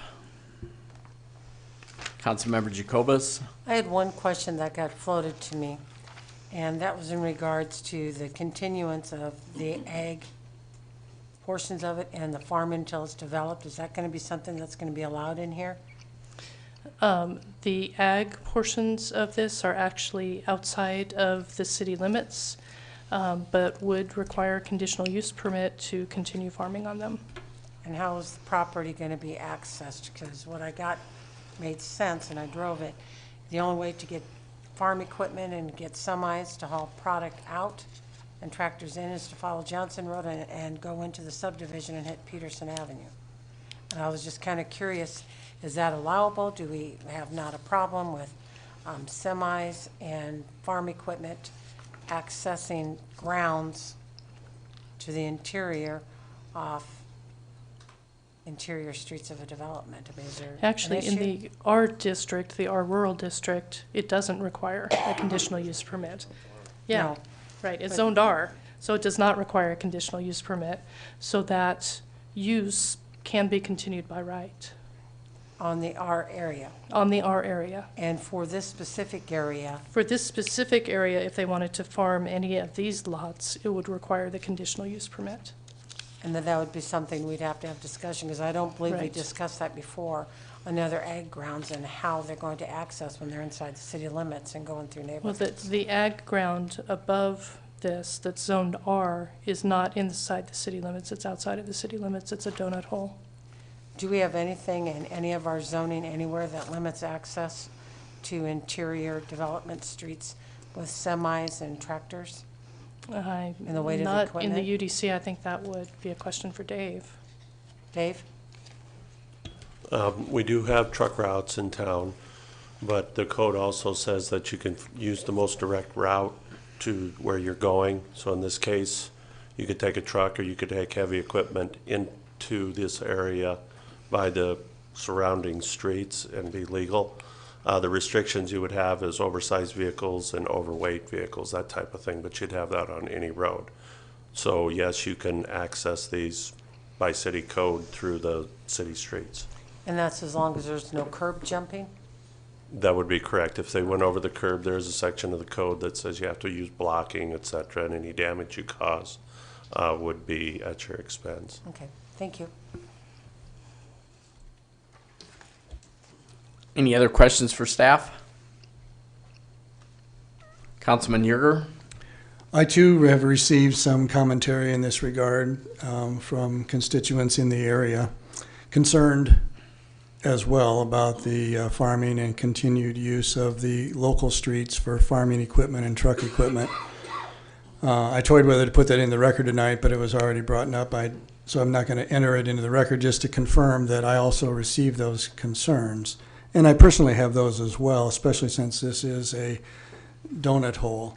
But I do have a question, and it's probably not so much for staff as it might be for the applicant, if it's appropriate at this time, based on some dialogue that we had at the last council meeting.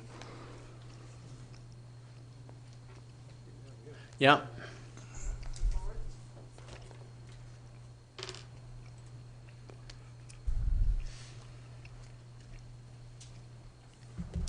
Maggie Deers-Yost, Deer Point Corporation, 2445 North Broad Street.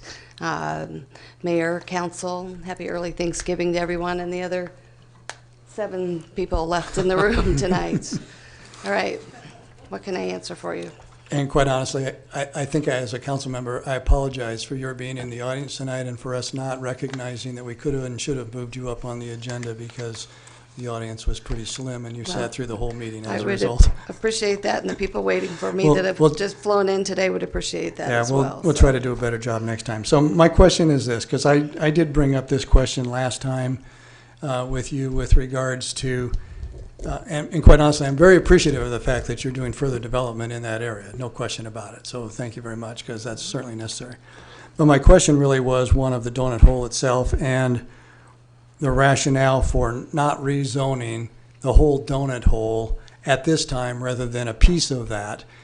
Even if there were to still continue to be farming, yes, it would have to have a conditional use permit then under those circumstances. But the rationale for not rezoning the entire area was something that you piqued my attention about in the discussion last time, and I wanted to follow up on it at this meeting. Please do. And you indicated that if it were to all be rezoned, separate from annexation, if it was to be rezoned, higher taxation commences immediately. Was that what I heard? No, what I said is it is subject to the county assessor, and that in the state of Nebraska, there is no continuity from county to county on how that is handled, and is completely subjective to the actual county assessor. And this is what I'd mentioned to you before, that we have been trying to work on something that would remedy that for people that are in situations like ours and others.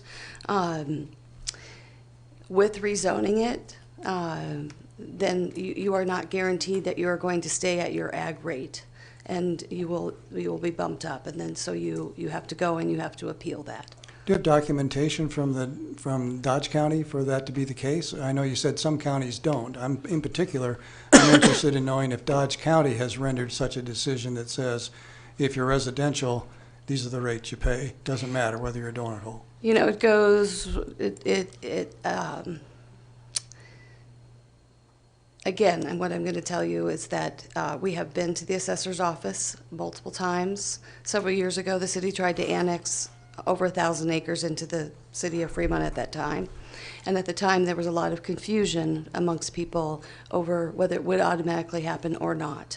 The last 2 times that I have testified before the Revenue Committee, it became clear to everyone there that there is no consistency across the board in counties. And what one assessor, may verbalize to you may be different than when they go out and to appraise it. And so there is no guarantee. Okay, but I want to be clear in my own mind, hopefully for the other council members, if it would be helpful. I want to be clear in my own mind whether or not your concerns come from what the Dodge County Commissioner will do when it's annexed, which is the next item, versus this item, which is just zoning. They go hand in hand, Councilman Yerger, and the annexation fight and the issues in this area are still the same. There is a Nebraska state statute that prohibits extending the limits of a city over any agricultural lands which are rural in character. And so we would like to do what we have been doing continuously. In Deer Point Commercial, which is on the north side of the Rawhide Creek, we've annexed 7 additions and 19 lots to date. In Deer Point Residential, we've annexed in 5 additions and 62 lots to date. In Brooks Hollow, we have annexed in 2 additions and 42 lots to date. That's a total of 123 commercial and residential lots annexed into this city to date. In addition to the infrastructure of the residential streets that we have put in, we have paid for the infrastructure of half of 16th Street from Luther Road to Johnson Road. We have paid for all but a tiny fraction of Deers Parkway from 16th Street to 23rd Street. Elk Lane, Deer Crossing, Elk Run, including paying the State of Department of Roads for right-of-way access off of 23rd Street and the Deer 6th Edition last year. The agenda item tonight is for 18 more lots in Brooks Hollow. At this time, you asked last time how many more there were. We anticipate 3 more additions in Brooks Hollow with an additional 52 lots. We purposely and consciously have helped this community to grow, and we plan to do so in the future with integrity. We ask that you respect this process and support our voluntary annexation of the 5.76 acres on the agenda tonight, as well as the rezoning of just this portion to the housing piece so that we can continue to develop this. And so I'm speaking to both items, and I can come back and speak to the other one. But Again, the annexation and the rezoning are issues that have been around for a long time. I think we've set a clear precedent of what we're trying to do. In regards to tractors coming and going, we have been doing this for quite some time, and we have a wonderful person that does the farming for us, and he's very conscientious of those around them. So I hope that more than answers your question. Well, it answers more of the annexation question I have. But they go hand in hand, Councilman. And that's the part that I do not understand from the county assessor's position. I certainly would appreciate a position from the county assessor that says zoning has as much impact as annexation when I render my decisions. There is no guarantee, once it is rezoned, that the valuation will stay the same. Thank you. You're welcome. Councilman Coons? I'd like to make a motion to hold the second reading. Councilmember Jacobus?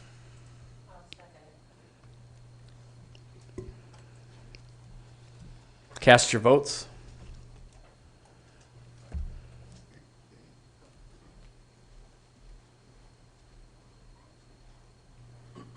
The motion carries 7-1, Mayor.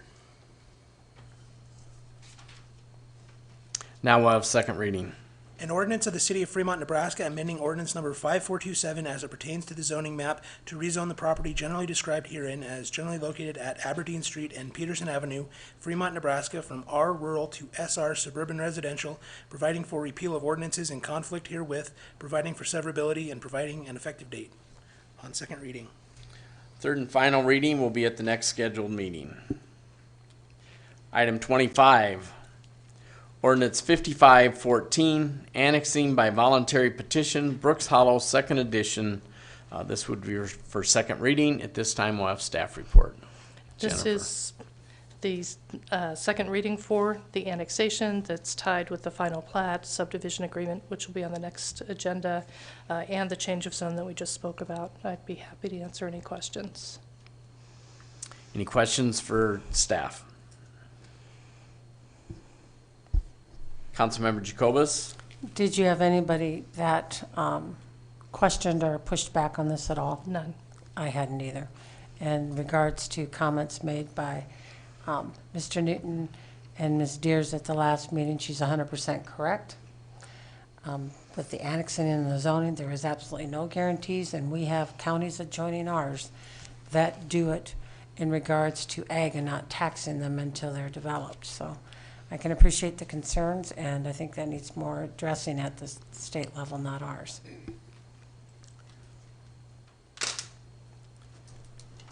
Councilman Yerger?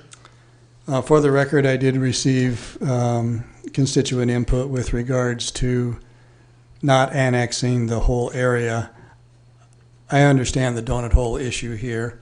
I also understand that despite the constituents' suggestion in the comments that I received, that would require involuntary annexation, and you're here tonight seeking voluntary annexation as a portion thereof. Two different topics. So I just wanted to state that for the record. Any other comments? Comments from the public? Comments from council? Councilman Coons? I'd like to make a motion to hold the second reading of ordinance 5514. Councilman Legman? I will second that. Cast your votes.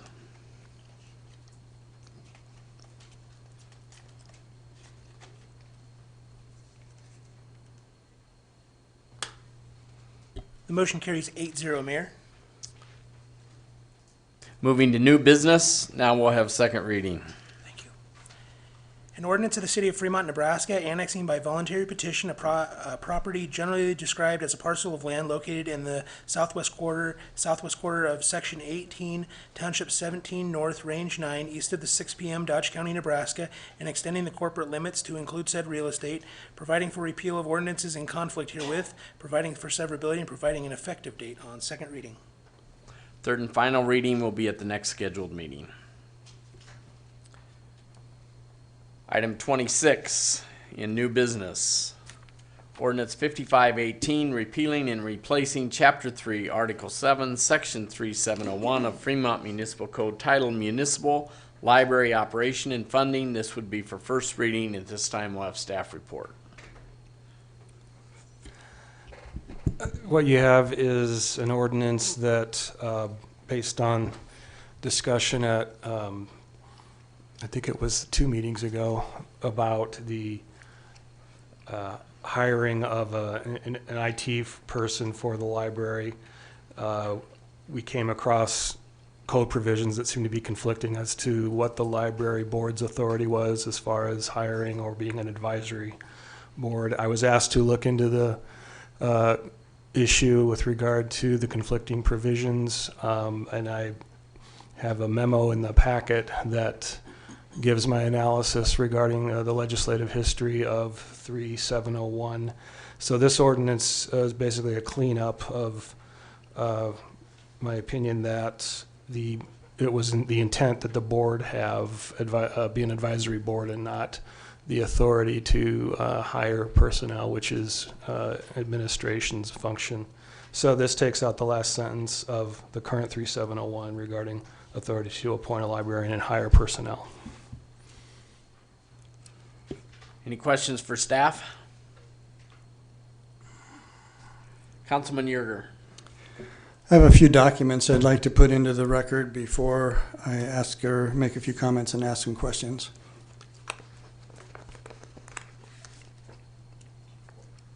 That's just one group.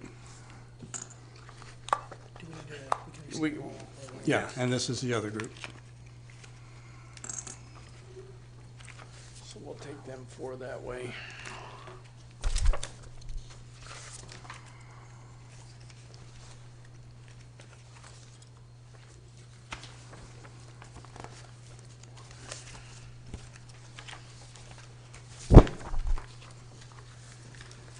This time I would take a motion to receive. Councilman Yerger. Make a motion to receive.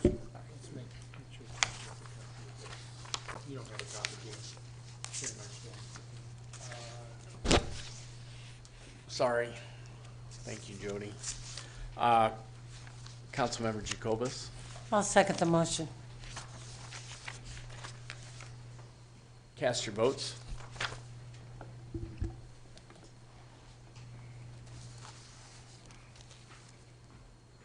Motion carries 8-0, Mayor.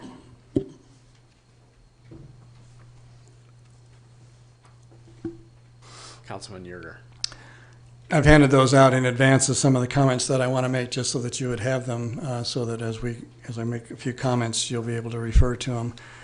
As I looked at this item that's on the agenda, it seemed to me that maybe the history of prior council meetings and their attempt to revise Chapter 3, Article 7, and make changes to accommodate state statutes demonstrated potentially flawed logic or some misguided motives for changing the library board to a purely advisory board. And the state statute that city attorney has referenced, I have provided for you in the material that I just gave you. And the empowering statements of change in that regard were in the last sentence of Section 16251, where it said it was going to approve that the council was going to need to approve personnel, administrative, or compensation policies or procedures be applying to the director or the library, et cetera, et cetera. So I looked at that and I looked back at what's also in that packet, which was when LB 470 was originally passed, about 3 sheets back into that group of documents. There was the discussion about the intent of this particular statutory change. And it was to give the authority to city councils, cities of the first class, to approve the personnel, administrative, and compensation policy procedures that you see elicited in the last sentence of Section 251 of Section 16 of state law. And so with that, I thought, well, it seems like what we were trying to do was to effect that statute, just as council was trying to point out, but we were also trying to follow Nebraska Statute 51-211, which sets forth the powers of the library boards, et cetera. And so, by definition, an advisory board is a non-binding strategic advice board. But unlike this definition, other local Fremont boards that lack that statutory foundation or such defined powers, public libraries have been granted by the state specific authority beyond that of the ordinary advisory board. That's what's laid out in Statute 51-211, which is the second page of what I provided you, and also was referenced by the city attorney in performing the analysis he did as well. And what does 51-211 set forth as the powers of the board? Well, they can erect, lease, occupy buildings, appoint a suitable librarian and assistants, fix compensation of appointees, remove appointees, establish personnel and administrative compensation policies as modified by 16251, that is, with the approval of the city council. They can establish rules and regulations for the library, set fines and penalties, and other powers that are intended for their authority under sections 51-201 and 219. So given what LB 470 had to say and those specific duties that are spelled out in Nebraska Code 51-211, I decided that, a person should take a look at not only the sections that were covered by the city attorney, but sections 51-401, 403, 405, and 408, which I didn't provide you, but create and describe duties of the Library Commission and a manual that they create for the operation of public libraries, which includes personnel hiring duties and other matters that are bestowed upon public libraries. So in the end, I have to say, with all due respect to the city attorney's analysis and the history of Section 3, and the addition of Section 705 in particular to the municipal code years ago, all of that perhaps is not particularly useful in the sense that what we really need is to make sure that our city code is reflective of revised statutory provisions currently found in state law. So one of the other handouts that I provided you is an attempt to rewrite Ordinance 55-18 as a complete Section 3, Article 7 rewrite for the library based on the statutory provisions of 16-251, 51-211, and citations from the Library Commission manual. And I don't necessarily need to cover it point by point tonight because I'm just offering this tonight for consideration as option B or replacement language for 55-18, because I don't believe that striking one sentence from paragraph 3701 of the code does what it needs to do to bring us into total accord with state law. And if we're going to make revisions to the library statutes, then we ought to be more thorough in doing so. That's what I've attempted to do and what I'm offering you here. We need to accurately clarify the powers, duties, and operations of the library, the appointment of staff, and the city council's oversight role on the board that's appointed for those purposes. And that's what I've attempted to codify here in this draft of what would be replacement language. In the end, I'll certainly entertain comments. You all haven't had a chance to look at any of this yet, but in the end, I'd ultimately like to offer this complete revision of Article 7 of Chapter 3, Section 3, as a replacement for the resolution.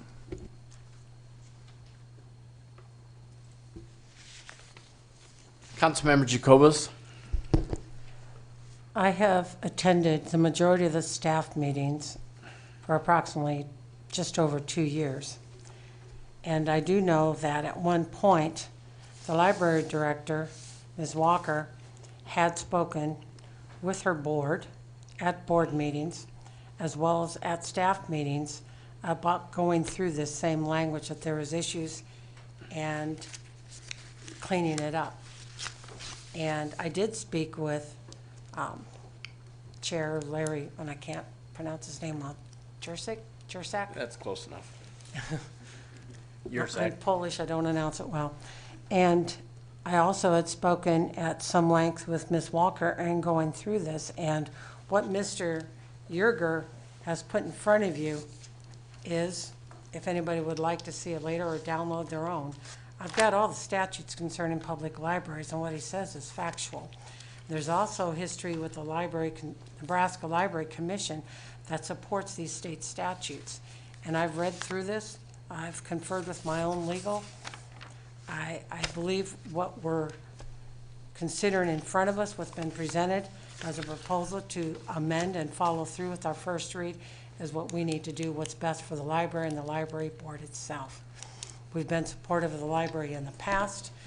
This isn't about micromanaging. The library board has been filled with people that are experts in their fields, both in genealogy and as instructors and teachers. We've trusted them thus far. I would like to continue to trust them. And I know that's been a bone to pick for a few, that we don't trust our library staff. Or excuse me, not library staff, but our staff, et cetera. But this is supportive of what their intent is, as well as what I believe what we need to do as a council. It's not micromanaging it, it's allowing the library board to continue to conduct oversight as needed. And it actually is by state statute, in my opinion. Councilman Legman. I just want to let everyone know, I am pro-library. I want whatever they need. I want to help the library. But I can't say we need to okay this. We just got it. I am not comfortable with having a first reading, second reading, any reading, because we just got it. We have not even looked at it. So, had a chance to look at any of this. So, if you want to continue it till everyone has a chance to read it, that's fine with me. Councilman Coons? Yeah, I kind of agree with that. We pass out these documents, and you know, I haven't had time to go through it. I don't know if legal staff has had time to go through it. I just got this for the first time tonight. Yeah, and you know, I don't have a degree in law, so I'm gonna kind of. I don't think any of us here do. You know, Councilman Jacobus, you said you spoke with your legal. I would entertain the feasibility of hearing what he had to say. But again, because I'm not a lawyer, but I think, you know, I'm going to stick with what our paid legal counsel has to say at the time. Councilman Ellis? I think first I have to thank Councilman Yeager for doing the work. This is I looked into this as well, and there's I think at the end of the day, I would like to see our library board be a powering full library board and not just an advisory board. And so I think going back to state statute, it gives us the ability to create a board that has controlling power over it. So like you said, this is something we've just seen today. I would like you know, I'd be very interested in continuing this to maybe even get some library board input from this. But I think we're going down the right path. I think cleaning up, because we do have some holes, we had some conflicting code. So I think it's going to be more than just removing a sentence to fix this problem. I think we probably ought to look at it as a holistic issue and try to solve it. But yeah, I'm all for going forward with a continuation and getting some input from the library board. Councilman Yeager?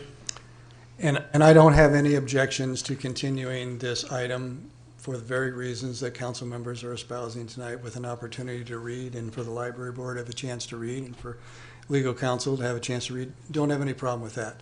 My point was, we were on first reading of this ordinance, which was going to be a one-sentence redaction.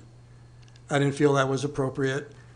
I understood the obligation that you might have is to put in amended language. I've done that.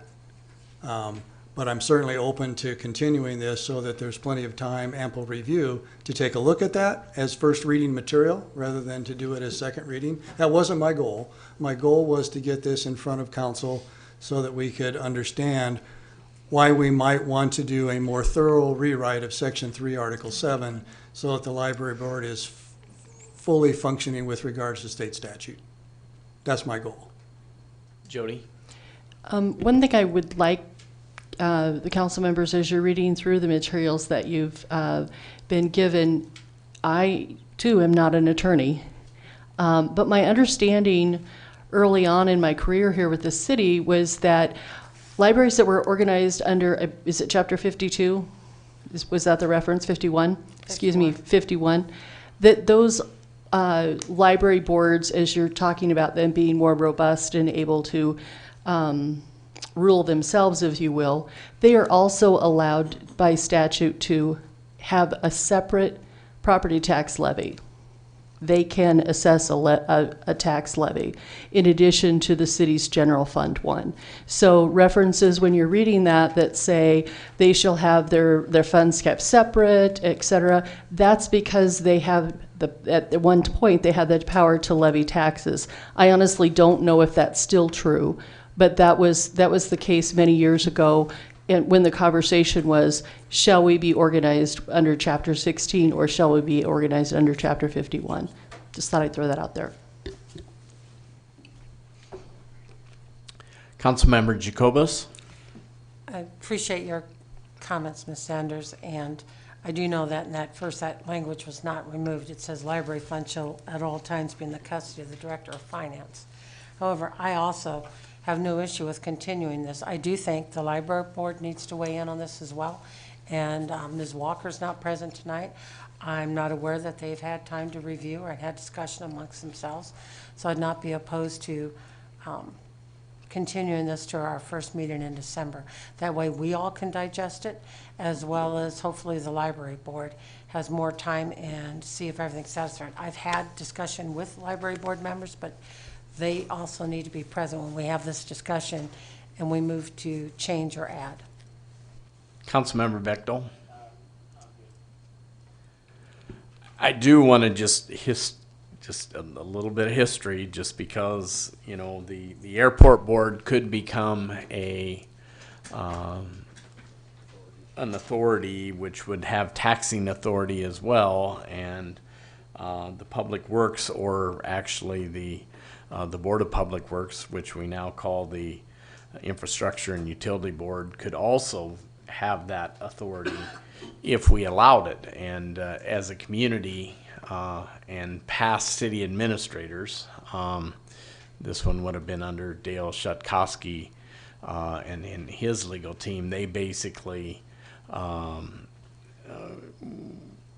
reviewed this and reviewed the statute, and that team at that time made the decision that it would be an advisory board only. I haven't been able to read anything either, so I guess I need to review what's there. I do know that the intent in 2010 or 2011, when it actually all took place, was to basically make it an advisory board only, and then basically that never got paperwork or the actual changes in the ordinance never got done. But it certainly has a lot of documentation saying it should have been. So anyway, that's neither here nor there. Now we need to fix it. So Councilmember Yerger. I would like to, Barron, is there any other comment from council? No. Okay. I'd like to make a motion that we continue this to the next meeting to provide adequate time for reading. I apologize that this did not get into the packet in advance of the meeting, so you couldn't read it. But at the same token, I'd like to make this motion that we continue this to the next meeting.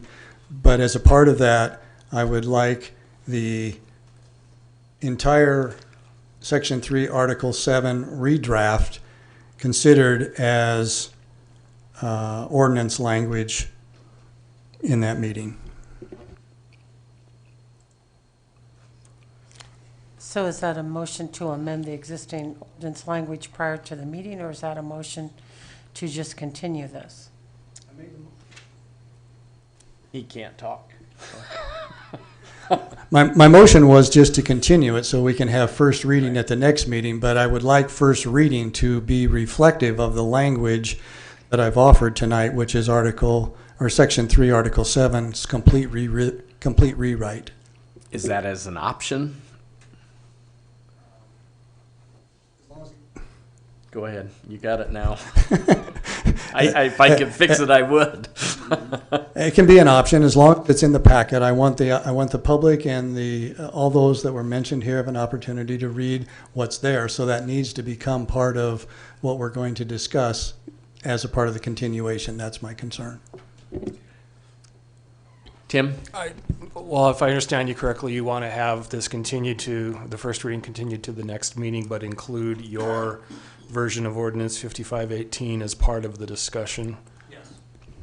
Okay. Councilmember Jacobus? I'll second it. Cast your votes.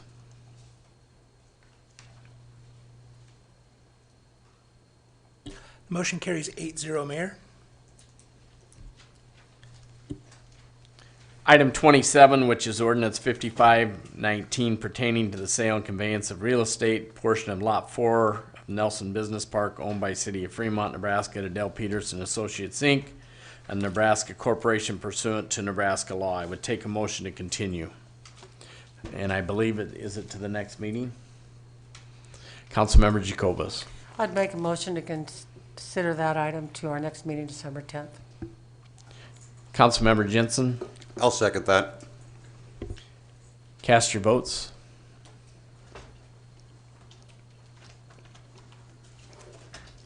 Motion carries 8-0, Mayor. Item 28, I would take a motion to adjourn. Councilman Jensen. I will make the motion to adjourn. Councilman Legman. I'll second that. Cast your votes. Motion carries 8-0, Mayor. Have a good Thanksgiving.